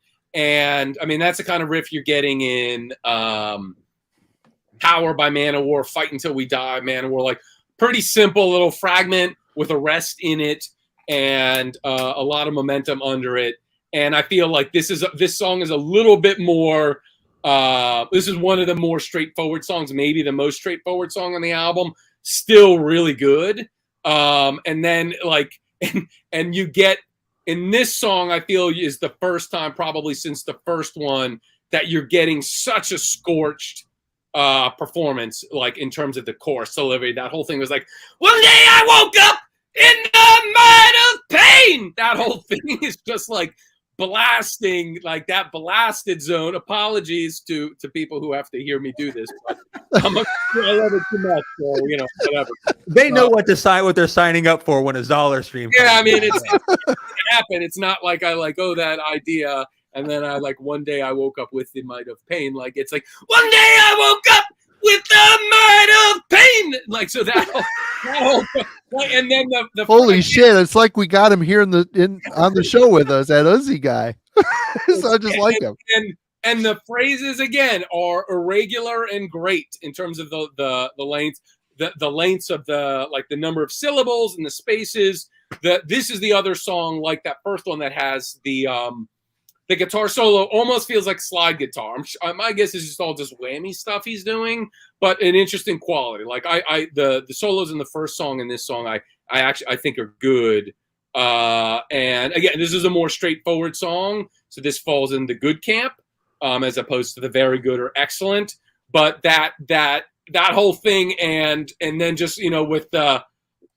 It's a lot the chorus. It's a lot of. It take you a while to memorize all the lyrics for this chorus, and then and it lands with the that cowards remain. And it feels very definitive when it lands there. These guys end songs well in general and end phrases well. So it's and uniquely bands that's like. It's a brave new world. It's a brave new run to the hills. Run for your life. Run to the hills. Like this, they're not giving you those choruses. These choruses are are catchier verses that have all of these very cool landing moments. And usually they begin and it's something very memorable like that. That one day I woke up part, and then the cowards remain. That clipped way that he's delivering is really memorable. So another good tune. Kellen. Yeah, so for this track for me, I felt was one of those for people who tuned in to the previous record. This one's gonna make you happy. I mean, I enjoyed it, but the ones that I felt like now revisiting them, it feels like a little bit like okay, whatever the core identity of the band's still in place, but it's got a little bit. It's not quite like the slow sort of Manowar thing for me as much. I think his delivery here feels a little bit faster. And then it's the one moment on the record. where we get, I think it's a cowbell. Yep, I wrote. Yeah. Yep, unashamed cowbell. Yep. But I really like the first track, where we have sort of like a interplay between vocal cadence and riff. I think this is another accent point where like there's not a lot of other thing going on in this song relative to the other ones we talked about. So it's once again the simplicity, but I think their formula of like how this riff is pretty simple, but how he's using the lyrics to sort of bounce around it. And like adds a different element of rhythm to this song. So I guess I don't have too much more to say on this one, just because I felt like it didn't stand out relative to the other ones. But I think going back and revisiting this record, there are some that you're like building around. And just because now thinking about it, when we get to side B of this record for me really opens up. So I think this kind of is a good way to end side A. It's sort of like a standard, like good song that's very much for me feels like a Megaton Sword song. Yep. And then we get into like some really interesting stuff happening coming up in the next few songs. Yep. This song, I don't have a lot on this one. It says it's all about the riff. Simple and effective with a driving hook, which is highlighted by an unashamed cowbell. That cowbell, it's so stupid, but it just really adds to the I don't know, the kick of it. I don't know. Kind of a genius placement. As in the song, all the songs, the chorus is strong point, really sells the rest of the song. I solid track, good way to, like Kellen said, good way to round out side A. The second side is a much headier experience for sure. Getting into that one now, we've got Raikazi. I'll be right back. Yep. Yeah, Raikashi. I think this is. I spent a little bit of time trying to find out about some of this sort of stuff, but whenever I searched this name, all I got was Megaton Sword. So I don't know if Megaton Sword is like if this is their Blashurk. Oh, okay. They should write their own fantasy novels. What you're saying? Yeah, Immortal has its own made-up fantasy world, so Yep. certainly it's easy to imagine that the dude that Uzi is coming up with his own made-up fantasy world. But I found nothing with Raikashi. So it's my thoughts. I mean, I think this is another one of the highlights. It is. It's incredibly emotional. There's not a ton to say because it's nicely, like, the production is very nice in terms of bringing forward that kind of clean guitar and having the punctuation with the drums. But it's like, you know, we've talked a lot, and some of these other songs, there's more discussion of like the riffs are landing it or these cool switches. Like, man, this is a tour de force emotional like vocal performance, and that like that whole like, can you take me back to Raikashi where the slaughter was pure? I made a difference to me. Like, that whole thing is great. Like, and then they changed. That has the other version. The can you take me back to Raikashi? Take me toward the distant shore. Yeah, so good. So good. And all the apologies. This is like I cannot sing. This is very spacious, emotional stuff. And this is where I heard the anguish. And there are a couple songs that this is really where I'm hearing that kind of that Zeeb Parks really pensive. I forgot the name of the ballad that's on the second Witchfinder General album, but it's in that sort of zone. But yeah, I mean, this is just a beautiful vocal performance. The lines are great.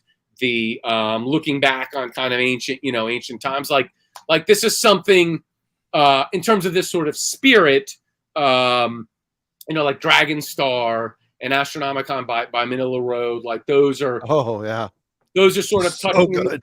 Yeah, those are touching in that space. I think Doom Sword occasionally gets there, but this one is simpler and it's just completely carried on this vocal performance, which is great. Like, this, hats off.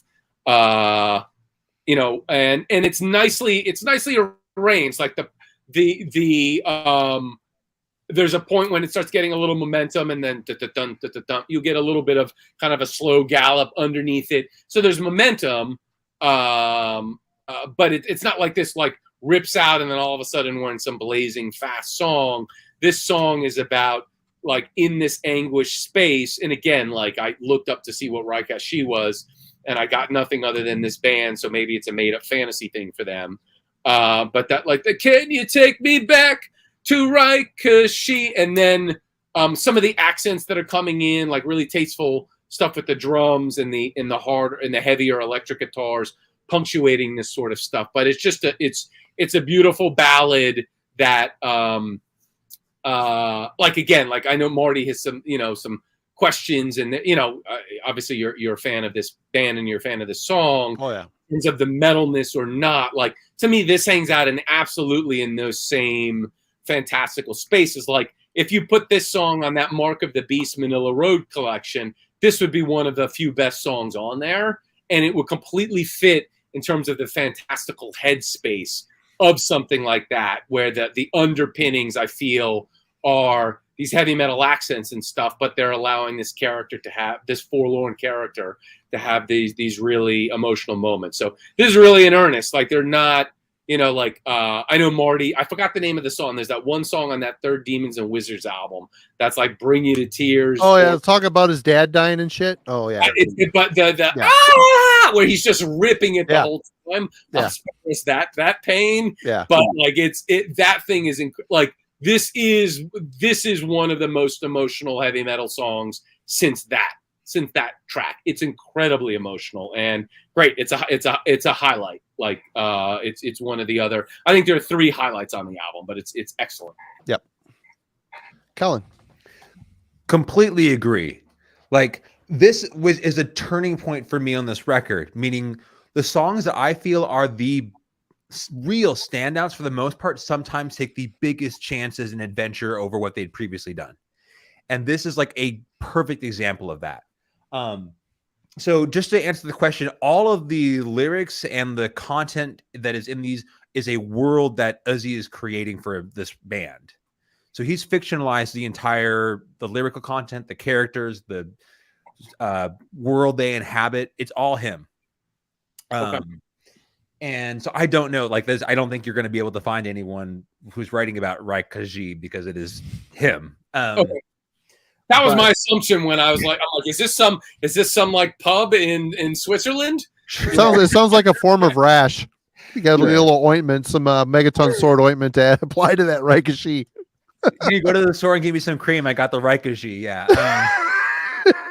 But so I do like this is another one of those moments, same thing with Power, where the sort of vocal expression matches the lyrical tenor. So the song's essentially about a soldier who's gone through so many battles that he wants to be able to sort of find some meaning in all of it. And the fact that they take this moment on side B to open up with this moment of like self-reflection, I think is really cool.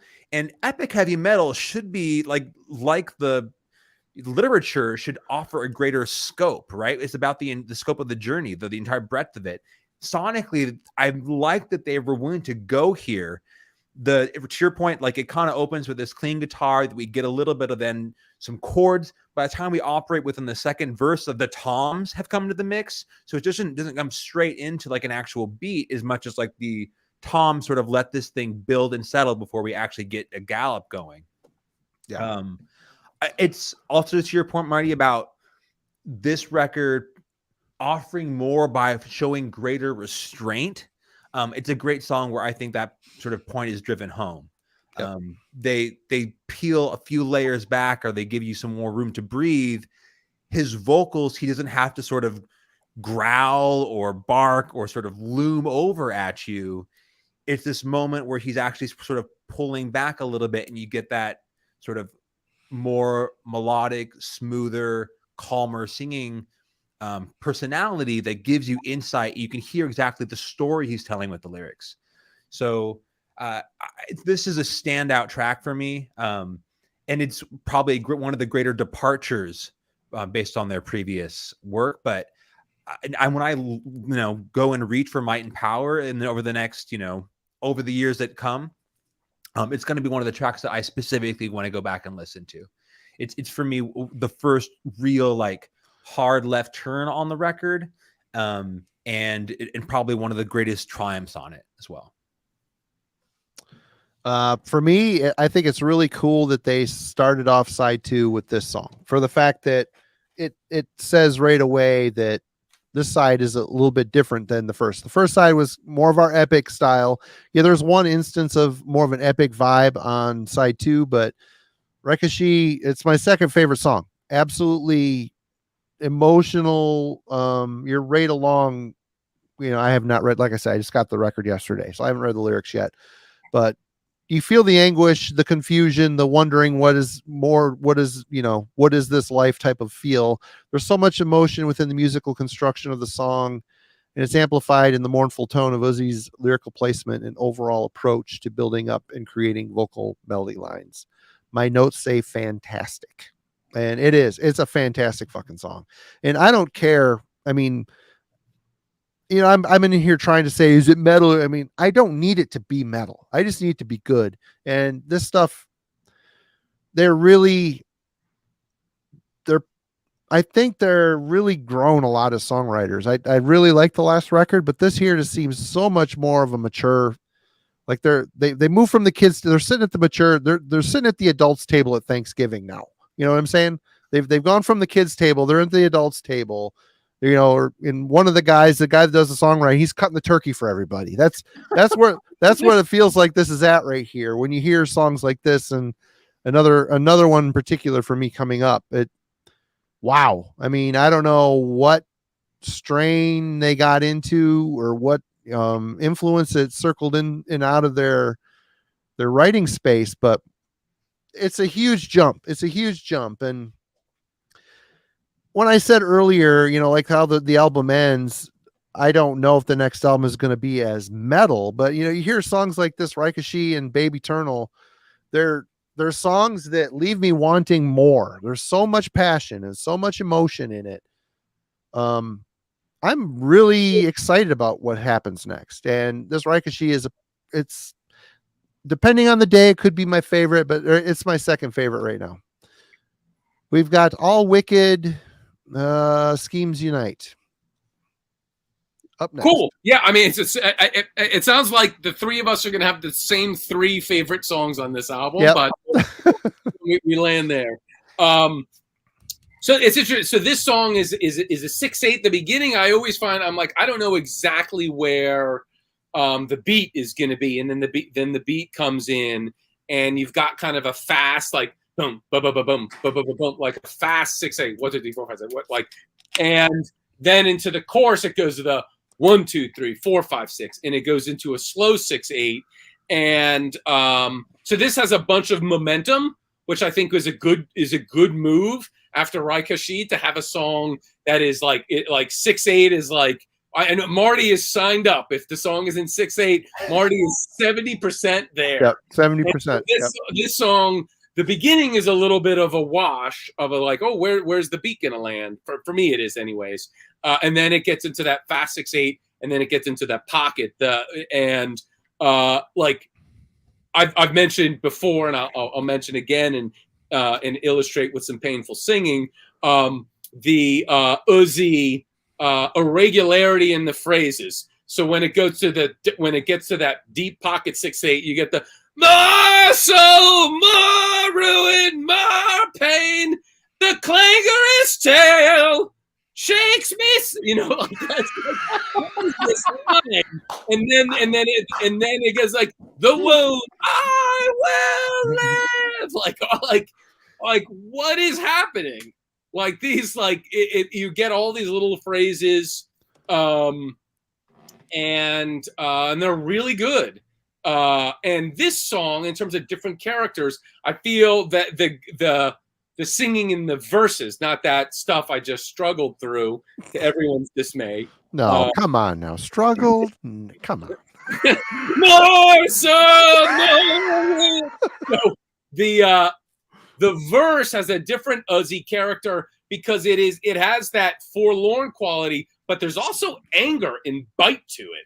So it's like there's a different level of like animosity happening. It isn't like the plaintive Uzi that we had in Raikashi. Here he's I don't know if he's had a few beers or maybe there was some coffee in the mix, but it's more aggressive, and but it still has that plaintive quality. Like it's like, I mean, something I look for in actors when I make my movies. Like, do I feel that there's the work underneath? Do I feel they're really connecting? And you don't have to show it. Like, you know, like someone like Jeff Tate is very showy with all of it, but to me, it feels far less earnest. It feels like a display. Whereas this, it just feels like it's all there, all the way deep down for this guy. And whether it's these slightly venomous verses that have that forlorn quality sort of underlying the rage, or this more despairing chorus, but like we also touch this whole the womb, I will live. Like that's the Baker Sirith Ungle madness. Like that is. Wipe some tears away here. Hold on a second. That is some berserker level like madness happening there, and that's the thing. To like, and find me the vocalist is one of the reasons I like that Sirith Ungle album that actually members of Sirith Ungle shit on, but that I love it so much, the Paradise Lost one, and think it's their best, is because you get some other colors other than the berserker from Baker, and that's a good description, because he's a berserker. He's like, I mean, everything is out of his fucking mouth on those. On the doomed planet! It's insane. Crazy. But so like, find me a singer who's giving you the can you take me back to Raikashi, and then you're getting the next song, the womb, I will live. Like the contrast, the varying characters, the versatility, and it's all delivered earnestly. It's not like thank you. It isn't like when you're hearing like some kind of contemporary like one like screamo band or whatever, and it's like now it's the death metal chorus, now it's the rappy bit, and now it's like some smooth singing, and like, you know, Nickelback or Seven Dust, just one of these bands I don't know from another, but just like I'm hearing all of this. Like these two songs back to back, like that variety in character is astonishing. And that it all feels in earnest, and that it comes from the heart with this guy. This is so from the heart. Crazy. Yeah, I'm not leaving my day job to sing for more to sing for Megaton Sword. Don't you worry. The bat phone is not lighting up from Switzerland, that's for sure. You can go to some Realm Builder stuff on YouTube and then leave a comment how I'm a sucky singer. No, you did good. You did good on the Realm Builder stuff. Thank you, Kellen. So my notes actually here are a little bit. I mean, I completely agree in terms of shifting gears between Raikaji and then All Wicked. The major note here I have is that this is probably also one of the more, I think in terms of the structure of the song, feels like what I'm used to hearing from a bit more of a modern epic heavy metal band. You and Jeff, you and Zahler are two peas from the same pod. Yeah, just saying. There have been requests to have a compilation between the two of you. K-Tel, Zahler versus gas mask and hand grenades. Yeah. Anyway, but like the acoustic here that comes into like I completely the sense of momentum that builds, and then there's an acoustic callback. Halfway through the song, more or less, we get into this bridge, and all of it feels like it is culminating into I think when it ends with I Can't Deny Her, that by the time that stanza ends, we've built through I guess about 4+ minutes of this song in a way that I'm used to experiencing with an epic heavy metal band, in the sense that like they occupy space on this song in the same way they did the title track for Blood Hail Steel. All of it is going somewhere throughout all of it, but they just don't do it with a perpetual sense of like a singular direction and pacing. They know how to call back to the opening sort of acoustic part of the song. They give you a sense of momentum once again. It culminates with a brief sort of guitar solo before it leads you into an outro. Like, it's another, I think it's one of the longer songs here. It feels also one of the more, in terms of the composition, one of the more interesting songs. I initially breezed over it because just the song that preceded it had kind of distracted me. But in the times listening back to it, it's one of my favorite songs. I've highlighted this one as like top, songs on this record for me. All sold, first two songs on this side, I think, have surpassed what we got on side A. Other than Power is a great song. Right. No, Power probably has the best single-handed riff of this entire record. But the composition here, I feel like, is closest to what I loved about the title track for the previous record. Meaning that sense of just complete, like, you have the entire experience where it's going in a singular direction, culminates somewhere, right? It ends where you want it to. It's a little bit of a triumphant moment on this record. So absolutely all in here. All right. Well, my notes aren't as long and eloquent as these two gentlemen, but again, this is in the zone for me. The pure emotional zone, over the top, playful and passionate vocal lines, especially in the chorus. The chorus is a very strong one on here. The music comes from very simple melody lines, but builds with stabbing power chord hits for the feeling of triumph before layering on more riff lines that come off as very world building. And it also happens in Babe Eternal, like the dun dun. They just know where to, on this offbeat, they put these like power chord stabs. It's just like, oh God, yes, perfect placement. Again, these guys are really hitting a zone, so a really awesome songwriting zone. On their own, like I said, I was bagging on the guitarist earlier for not being a super virtuoso guy, but he gets the job done, and his little melody lines he does as solos they're fine, but the music together, all these guys, all these parts as a whole, firing on all cylinders. And this is another standout song on this side for me, for sure. Again, the emotion is just flowing over on these songs, and it really, the crescendo is the end for me. And it's a little sidestep here coming up, but what do you think about Might? I like it. I like it too, but it's kind of taking you out of the emotional zone. It's more, it is power metal, this one is the other one, like I think Cowards Remain, that has that, like, I'm hearing that that double time, like, Fight Until We Die, Power, Black Wind, Fire and Steel. I'm hearing that side of Manowar, but then they do other different stuff. Like, that's the thing. Whenever I hear a little Manowar in this band, then they're going to do something different. So, like, that verse initially has that kind of push, but then it gets into some, like, the bridge has like a bun up, it's almost like actually, speaking of Zeppelin, almost like a Kashmir sort of riff that breaks up that Manowar thing, and then it lands like, this chorus is great. That when it's so, I mean, it doesn't help, like, in terms of how strange it is when you look at the words. It makes actually less sense.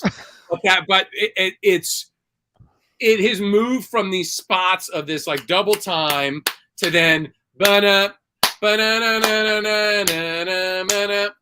then it goes into that might, true Egan, might from booze and gore. like that, and he's at least doubled on that one, if not more voice. But that whole thing, like, and that's one of these amazing moments, like the way Power, not for nothing, like both of the title cuts of this album. Would you say that is kind of like the height of his range? I would think that's probably kind of hit Well, the tippy top. we go like several skyscrapers past it in the next song. Oh, the one screen where he does like that Yeah. one. Oh, yeah. I forgot about that. Yeah. Skyscrapers past it, and I might break the internet were I to try and sing that. But that whole, Or Al Gore somewhere right. when you're crying right now. That hook is great, and that's the thing. Like that pocket is really weird. Like you say, it's more straightforward, and it starts that way. It seems like, oh, this is going to be a propulsive Black Wind, Fire, and Steel, Fight Until We Die power kind of, Man of War, doing a more straight ahead thing. But then as soon as you get to that bridge, it gets into that strafing cashmere thing, which is different. But then the my true Egan, my from booze and gore, like whatever that is about, I can't tell you. I don't know what the true Egan is. I looked at them. I get probably more made up fantasy by these people, unless it's something important that I'm just oblivious of. But great, like that. This is the song that when it began, I was like, oh, they're feeling the need to give me something more straightforward. And it has push and it has momentum, but when it lands in that hook, I think that hook is one of the best on the album. Like vocal hooks, in terms of a chorus, that's a smaller, easier to sing along with if you understand at all what these words are, and really really solid. So to me, that isn't a step down from the previous tune, but it's less moody for sure. Like this song as Cowards Remain, this song, and Power, I think, are of a type that are all more propulsive. And Power is definitely the best of those three. But I'll put this in the very good camp. It's not excellent. It's not as good as Power or Raikashi or the song that's coming up. But I really enjoy it. Like the second half of this album is just strength to strength. So those are my thoughts on the album or on the song. Kellen, you don't have too much to add here. Like it just, for me, relative to the songs that sort of sit on opposite ends of it, or that we heard, I think Cowards Remain, like on side A, this is the Cowards Remain of side B. I think what's interesting is we got Power, and it felt to me like such a statement to go along with the album. And Mike does not seem like one of the songs that's strongest. Maybe because the chorus is so memorable, they thought that would be one of the reasons they'd want to entitle it that way. But I just think there's other tracks that seem so much more interesting than this. And it's not a bad one by any means. It's just that this record, for me, I think identify for its diversity and sort of experimentation relative to what they've been doing in the past. And this song feels a little bit more comfortable for them. I don't have too much more to add. I think Craig summed it up incredibly well. So nothing too out there on this one. It just feels like Megaton Sword knows exactly like what their comfort zone is. And this is just a little bit of what you're used to for this band. So I don't have too much to add here. In hindsight, looking back at it, this is the right place for this song. I mean, you got Raikashi, All Wicked Schemes Unite, and what's coming up are very emotive tracks. Might has got elements of that. I mean, he's free to explore his range in here, but this song initially brings back the double bass metal attack, only to drop into like a heavy fist pounding beat. I don't know. It's a solid song. Lizzie does a great job accentuating the power in the track with his voice. He can take it heavier, but he can go up lilting into higher lilting vocal harmonies. It's a good song, but I see it as there to break up the emotion a little bit, to add a little bit more flavor from the beginning of the record. They're trying to tie it all together with layering the track listing a little bit. But man, this next song, Baby Eternal. Yeah, so this is like probably, I think this is the best song by the band. It's my favorite on the album. Raikashi and Power can vie for that number 2 spot, but Babe Eternal is incredible. And so this one has the piano. This is an obvious thing to point out, but you know, like you're hearing it and it's kind of coming in a steady pulse, like, you know, Cold as Ice, or, you know, or Little Feet or Sticks or something like that. So it does bring in a different character that we haven't heard on this album. Yep. And some of the spacious stuff with the kind of more acoustic layering with some of the beginning, and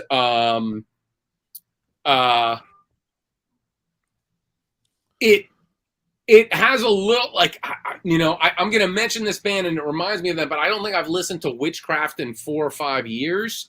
But was that like the Swedish doom, like stoner doom-ish band? You know the band I'm talking about? Maybe. Oh, aren't they Swedish? No. Yes. Hold on, let me look it up. I can look it up real Anyways, quick. It was like when the stoner world, when stoner and doom were sort of happening, and then bringing in some other sort of psychedelic things. And there are a few different things happening in this song. You get this piano, but like all the acoustic stuff, and then there is a handoff to this lead guitar melody, and I forgot what it is. Sweden. But there's a million Witchcraft bands, but Sweden. Yeah, I probably shouldn't, like, this is not a band I've listened to in 5 years or more. But sometimes when the stoner world, the stoner and doom world, and I don't really know too much about like the stoner rock, like in that whole space. But this, definitely the instrumentation comes off more eclectic, and you get this all the time with bands that are going to reach a little further on that last song. Like, you know, Emperor did it twice with Anthems to the Welcome to Dusk and Nightside Eclipse. You look at that last song; those are different. They're bringing in a whole bunch of other harmonies and a whole bunch more pitch singing, and it should happen. Like, that's a very good spot for it, because you don't want to make it that much richer and add all these other things, and then have the next song is Cowards Remain or something like that. And you don't want to go to With Strength I Burn It into Satana and then have the next song is Ye in Trans Imperium or something like that. Like, I think it makes sense to sort of broaden and hit your most eclectic, but also like your most colorful song in that last spot. In this song is certainly that. But so you get this nice acoustic stuff, and then it hands off to this like single lead line melody, this, and I forgot the whole thing, but it hands off at the end with, and then bump, bump, bump, bump with the piano that could leap into any genre not having anything to do with heavy metal. It's a definite different feel. And then you get the berserker level stuff from Uzi, where he is leaning into that Baker Sirathungal thing, that I am the will, like that whole thing when he leaps in. It is the last thing. Like, if you played this song to someone who had no context of like what you're playing them, like eyebrows would go very high on that person's head. It is really just a gigantic surprise, I think, in terms of they're leaning into this acoustic stuff, this single lead line melody, this transition into piano. This could be Styx. Like, I could be listening to a song by Styx, and then you get incredibly searing, ripping vocals from Uzi that that really kind of like keep this in the same world as the rest of the album. And it moves through a lot of different parts. There's some really tasteful drums in terms of some really tasteful stuff in terms of like jamming the beats together. It's definitely like builds to these moments where you feel like Uzi's almost like strangling the idea, where he's like, she's mine, and you get the handoff to the drums. You know, really, really great stuff. And the conclusion of the album, the I cannot die, like that belted, pushed idea, and him hitting it like the mine and the die, like that stuff is incredible. So it really is I mean, there's, like obviously a lot of people have bad associations with the term power ballad. To some extent, this has some of that back and forth. There's an absolutely berserk high note. I can't even pretend to do that one. He doesn't like carry it for long either. He kind of fizzles out. He shortens it quickly.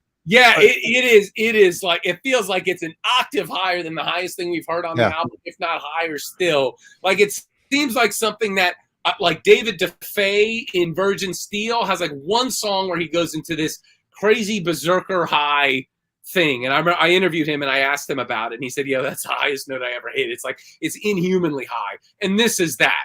This is a crazy high. And I think that this song, tell he can't live in it for long. So he's just testing the waters, I think.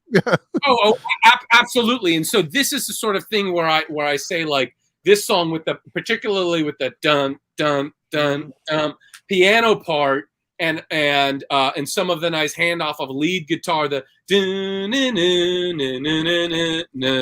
way some of that stuff resolves, and it definitely doesn't have like a metal feel to it, but then you get the most berserk Uzi presentation that to me makes it like this arrival moment. Like the music has gone and explored a little further than any of the other songs on this album or by this band.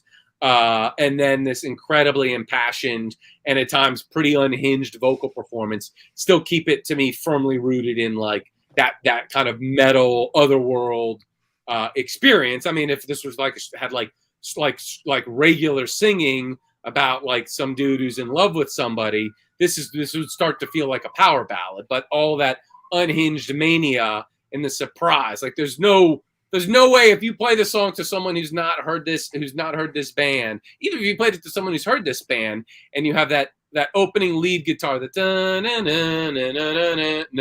piano begins, and then you pause and say, "What's coming next? Sing me the next idea." 1 billion people will get the wrong answer on what actually happens in this song. An incredible surprise, crazy high note, though, again, like bested later with even higher high notes. So my favorite song on the album, my favorite song by the band, though Power and Raikashi are definitely in that ballpark. And, like an EP and 2 albums in, I like every song by this band and think that they probably have like 9 or 10 that are straight up excellent amidst all the other ones that are good and very good. So hats off, Megaton Sword. If you happen to watch this, apologies for all the singing. I could not stop. All right, Kellen. Yeah, I think this probably was the most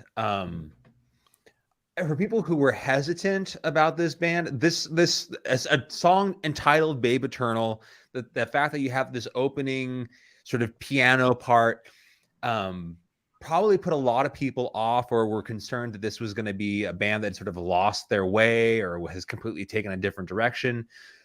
And it seems to me like the perfect way to end this record.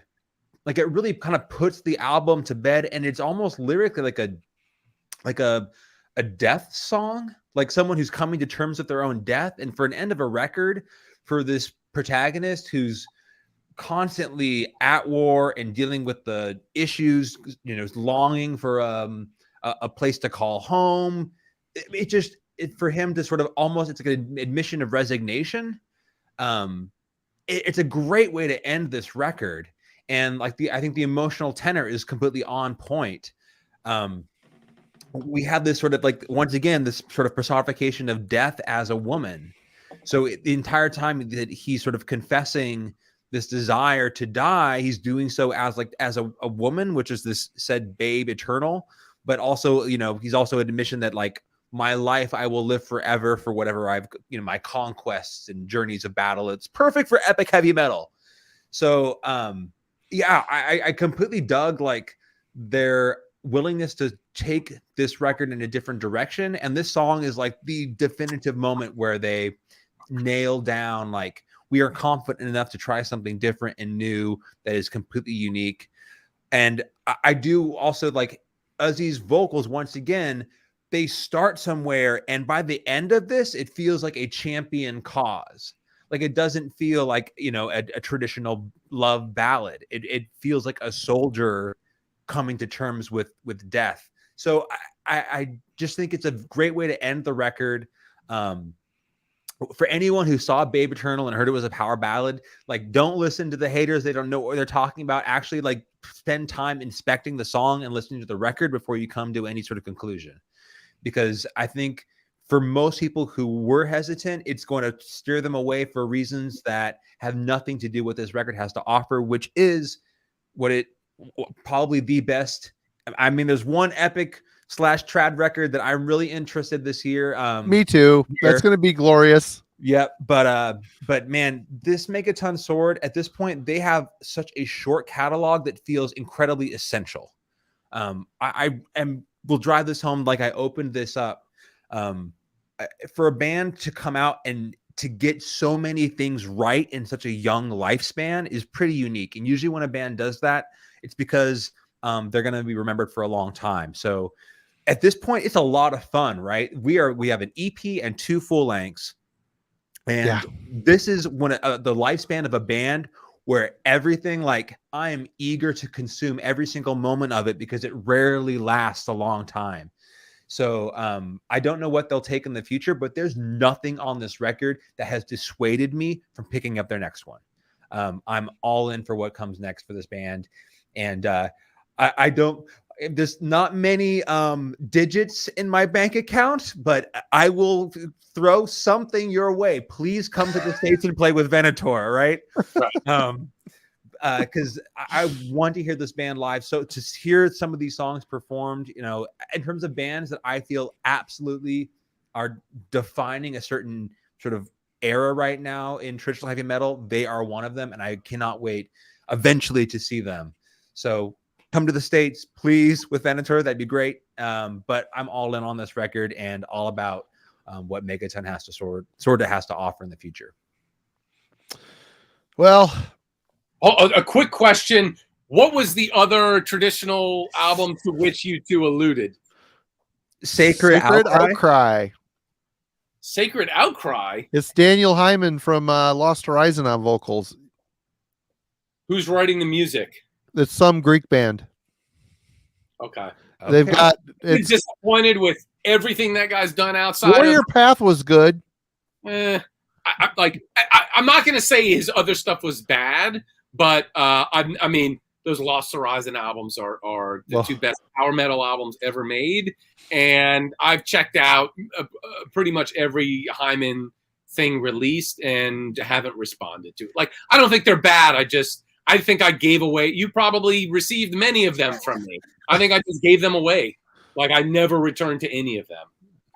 Okay. For me, the guy, like, I would love Wojciech Lisiski, the guy who was the architect behind Lost Horizon, for that guy to go do something. That's the thing.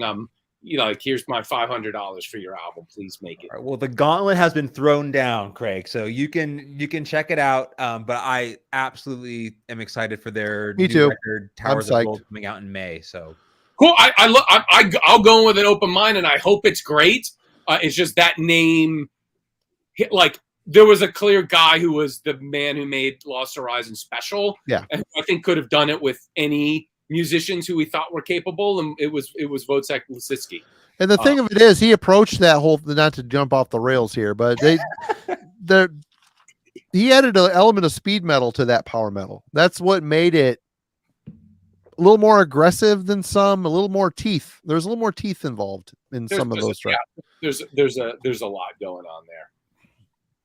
All right, for me, getting back to this Babe Eternal, man. Typically what you want to do, you want to fire off a record with a super strong, maybe not your best track, but a ripper. You want a mission statement. You want to say, this is what's coming. And you want to end strong as well, whether it's with an ass ripper or with something innovative or something equally powerful. Well, God, this song, this is like the emotional crescendo / climax of this record. A side 2 for sure.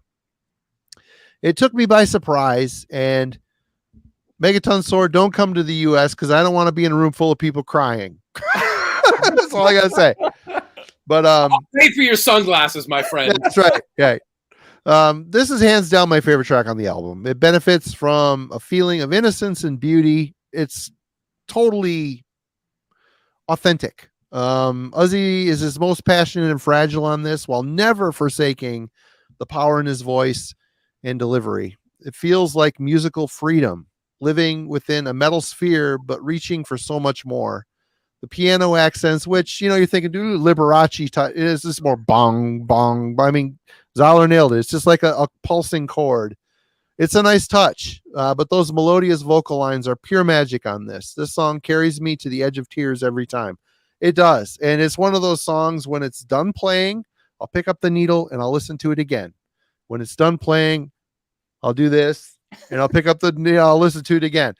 I'm not the type of guy, I mean, I haven't read the lyrics. I don't know what he's singing about, but there's so much passion and heartfelt sharing of emotion that it just, the music affects me this way. I'm the type of guy that I will cry. I'm just one of those guys, the hair on the back of my neck will stand up, or I get real emotional when it comes. I mean, Zahler and I have sat in the same room listening to a Druk album, and I watched him wipe tears away during the the first time he was listening to Estrangement. He's like doing this shit.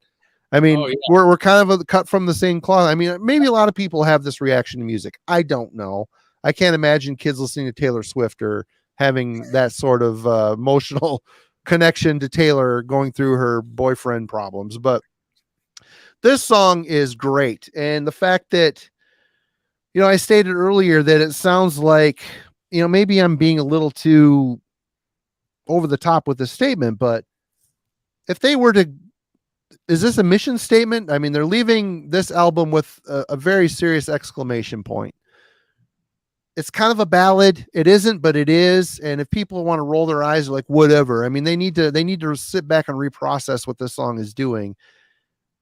Is this a sign of what's to come? I mean, that's what you always have to wonder. How does a band leave you at the end of an album? Is it, I mean, I'm with Kellen. I'm all in. It doesn't matter. Take my money. No new Megaton Sword. Take my money. Do I care if it's metal?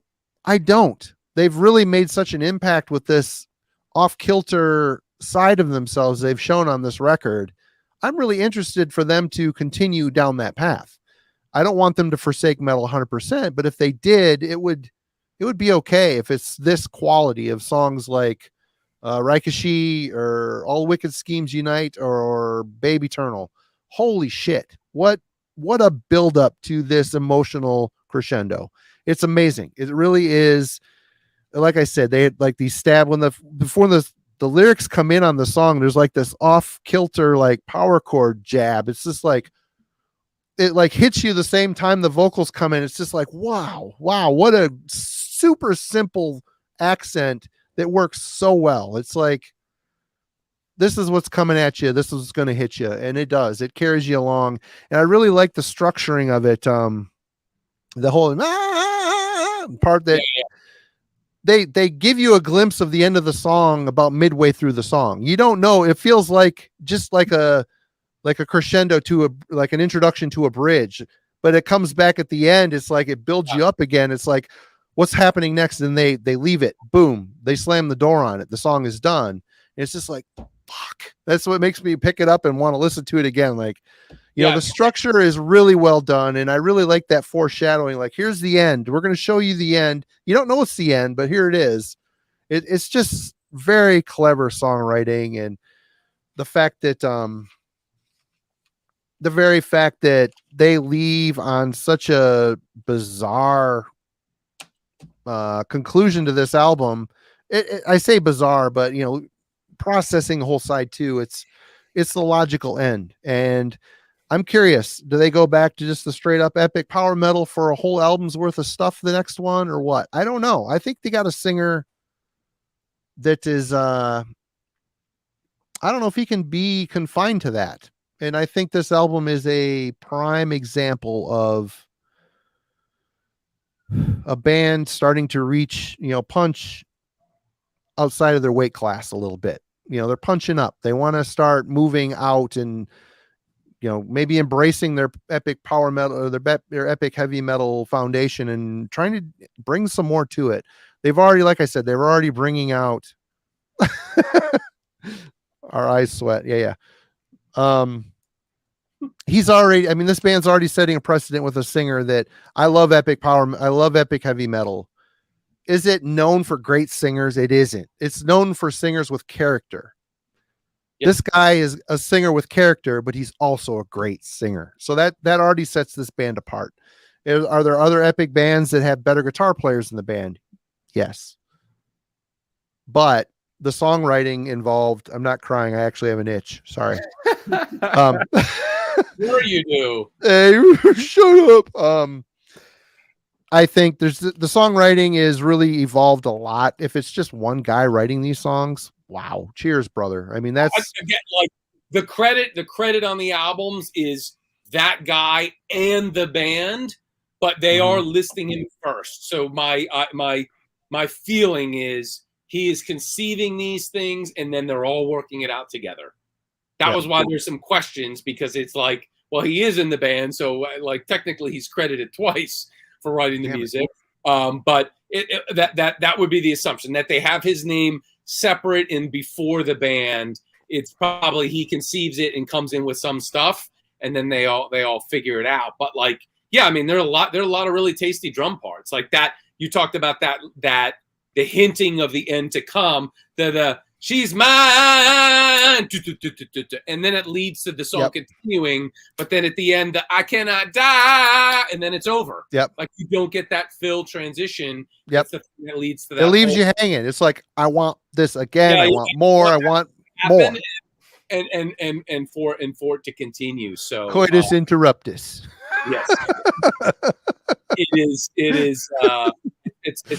It's special stuff. So I am, I was like, I had as I said, for me, I love Neuralit, and I really like Blood, and I like the second one almost as much, but I felt like there were a couple more regular songs, and I didn't know if they were just going to become more regular. And that's something that happened with Iron Sword. I think like at a certain point they locked into tons of double bass. The chorus is like less like that crude barbarian character and more typical stuff, and still good. Like I like albums beyond that first one. The Overlords of Chaos has some good stuff. Well, they fell into a safe zone. This is the epic metal comfort zone. We're going to live within it, And the new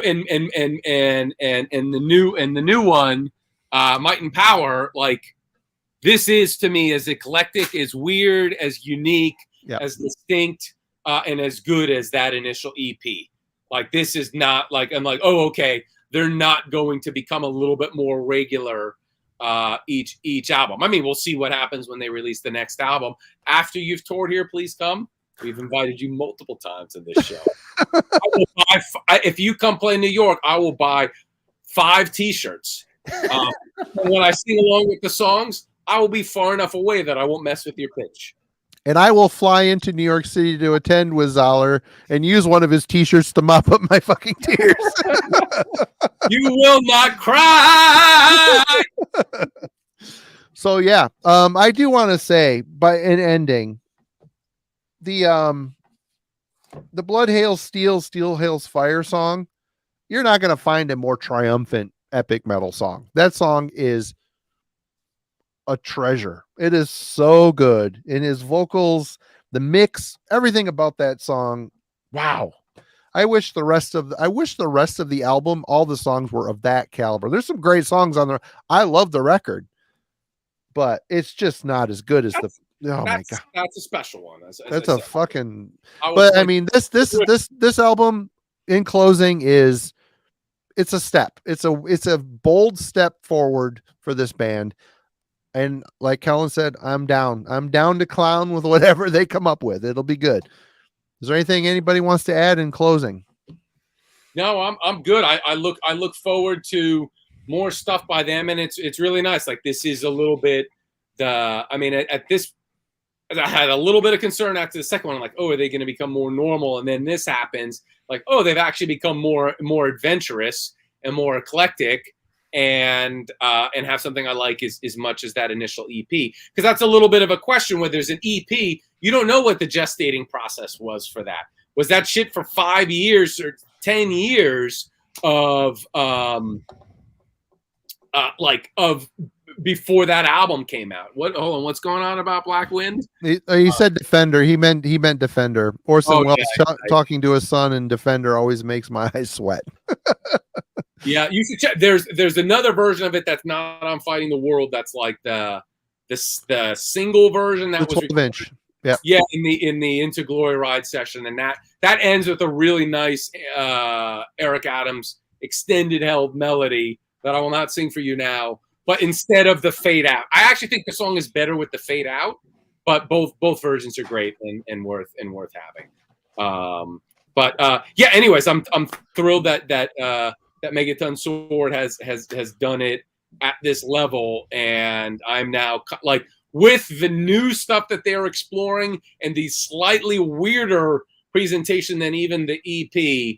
I'm very confident. Like as long as this lineup remains, like clearly we need Uzi and we need this Simon the Sorcerer. Like clearly these are the dudes. Like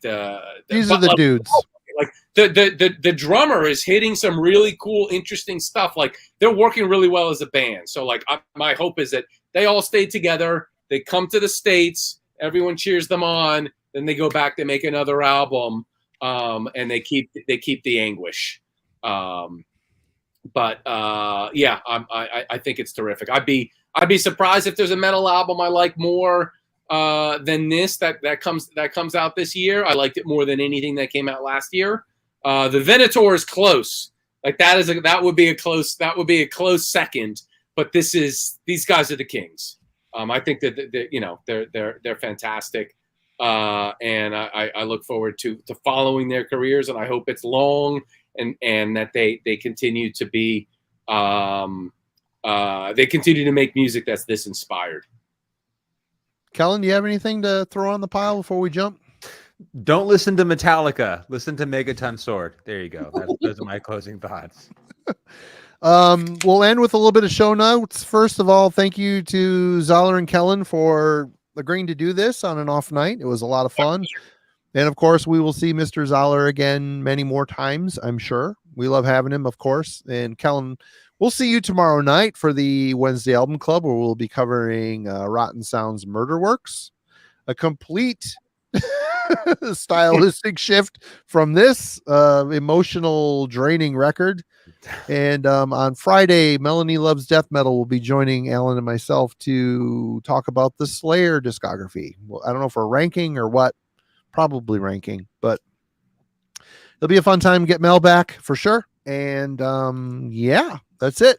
In the meantime, the links in the description to S. Craig Zahler's pages. I did a search on Amazon and put up the link to that search, so you can go on there and see the multitude of things that Mr. Zahler has either published or filmed or produced or whatever. That's a good one. And the IMDb page also.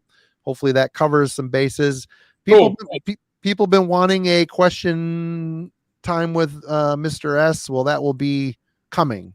Tonight's not the night for it, but we will have to make a plan where we do like a what's spinning and then ask Mr. Zahler questions. I think would be a fun episode. Yeah, we'll make something like that happen at some point. And before jumping, Kellen, what's coming up with you? Anything other than tomorrow night and whatever else we concoct with Alan on that big topic we're trying to figure out? Yeah. So I have, let's see, I'm going to do probably the next video will be put together. I was so exhausted after 72 seasons that I'm going to do it took a lot out of me. That's what I'm saying. That I'm going to do a sort of a compilation on Chilean thrash to compare and contrast. You were doing the bass scene better.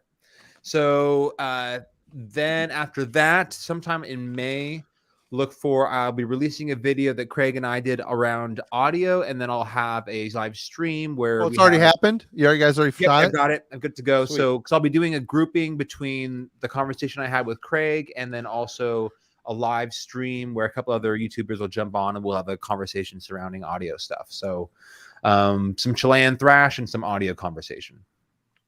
Yeah, let me just give a compliment. I really enjoyed the show you guys put out on 72 seasons. It's obviously just so easy to just shit mercilessly on that band and the fame, and we're not a metal band, even though metal is in our name. It's like, we're the Beatles, but there's no beat. We're Metallica, but there's no metal. Like, there's a ridiculousness with that, and it's easy to attack them. But obviously there's stuff that works in that band and that worked in that band. And I thought it was even-handed. I found that album to be an absolute chore to get through. And when Marty said he listened to it 7 times, I'm like, oh. I think it would take me a subjective decade to listen to that. Like, it either gets better or it hypnotizes you into liking it. I ended up liking it at the end. I don't think it's like the worst thing ever, but the point I was making was not to rip on that album or to compliment that album, but was to say I really enjoyed the conversation you had, that all of you had. It was just very kind of even-handed and looking at them as musicians and the discography and production and stuff like that. It was I mean, it's like, this would be damning with faint praise to say it was more enjoyable than the album itself. It was extremely enjoyable, whereas the album is not. So it was cool to hear you guys go back and forth. There are a lot of really good observations and just defenses of these guys, because, like, you know, Marty and I've lived with these guys since the 80s, like, you know, like, and so you see them go, and there's like a decade of me not interested at all in what they did. Yep. And it was an articulate and eloquent defense of them as human beings, no matter where you land with that album. And for me, I'd be okay if it were just the opener and the closer, and everything else was in the delete. Well, as metalheads, we want a band to live in a petri dish. You're going to keep eating the same food and doing the same thing forever. Well, a lot of bands don't live 40 fucking years. So for them to grow and change and get older and rich, I mean, Hetfield's worth $300 million. I mean, he has problems with other things, but, you know, to write youthful, angry, hungry music, that ship sailed and sank, man. It's gone. No, as I said, like, it was a very interesting conversation, and it seems like you're either getting people that's just like, they just love the band, they love everything they do, or just mercilessly shit on it. And I don't, and like, neither of those are interesting to hear. And like, I started listening, and I was like, what's the feedback on this album? And it's like, and it's so polarizing. People either love it or they hate it. There's no middle ground. And really, with those guys with that experience and the talent there, but obviously a lot of the hunger, let's say, gone. Like, it probably isn't all terrible or all amazing, but that's what I'm saying. Like, it was. I really enjoyed your show on that. I thought that was a particularly good one. Awesome, thank you. We have a good time on Wednesday night. We have a good time anytime. It's always fun to talk about metal, as you know. But before we go, what's going on with you? What's coming up? For me? Yeah, for Zahler. Okay. Yep. Oh, I'm like. Well, I'm a member of the Writers Guild, so there might be a strike on Monday. I have a few different projects that are sort of going. You know, it's a process always to get movies going. Like, I have one piece with talent interested who can get it financed with me, and that piece. So it's always up and down with that sort of stuff. And but if everything shuts down because of the strike, or if there are more delays, I am currently trying to sell my new fantasy novel, and I will probably get into making my next graphic novel. This is the one that released it. God, I bought that and I still haven't read it. I forgot. I had it set and there's stuff piled on, and I totally forgot I had it. So this is the one put out by Dark Horse, a big, a hardback thing, science fiction, hard science fiction, and I'm super proud of it. So that's something I try, I can't control getting movies and TV shows financed and getting everyone involved in all those elements. So that's something I just push for a while I am then actually writing books or making comics or making music, and I have all of that stuff going on. I mean, I Bone Tomahawk with half of that cast involved for 2 years before we got financing. So you never know how that's going to go. But creatively, I want to keep producing stuff. So I'm about at the point where I will leap into a new comic if I don't have a next film project going. And people don't realize the nightmare that is getting projects through Hollywood. I mean, the script that puts you on the map, Brigands of Rattleborge, is forever shelved, or is that going to happen? What's going to happen? Let's not derail into the 30-minute story. The U.S. government owned that piece at some point. It was and it was like some overseas, like I can't even explain what's happening. There have been a ton of famous people involved as directors and actors in that piece, and I don't know if any version will ever go. But it was the thing that set up my career as a writer, and I made money off of it. And if people keep buying the damn script, who cares? Right. Control, in which case it's not a movie. Like the things that I'm going to direct, I'm going to need to control, or I won't make them. And so that's not something I control, and I think that's not likely to be something I make. It's none of the pieces I have right now that I'm pushing are that one. That one is long gone into Warner Brothers, and then another company buying it out, and then another company buying out, and then the government having it, and then like I can't tell you. There are probably people online. Aliens owned it at one point, didn't they? And they probed it a couple times. There are probably people online who have a better idea what's going on with some of the material that I've stole than I do myself, because I just move on. Like it's no longer mine. I made my cash, and I'm interested in controlling, like creating projects and taking them to the completion. Well, we'll get Mr. Zahler on again to talk about all these things and answer some of your own questions. But we'll see you tomorrow night. We'll see Craig soon. And cheers. You guys don't hang up. We will see you guys later. Thanks for hanging out with us tonight. Cheers.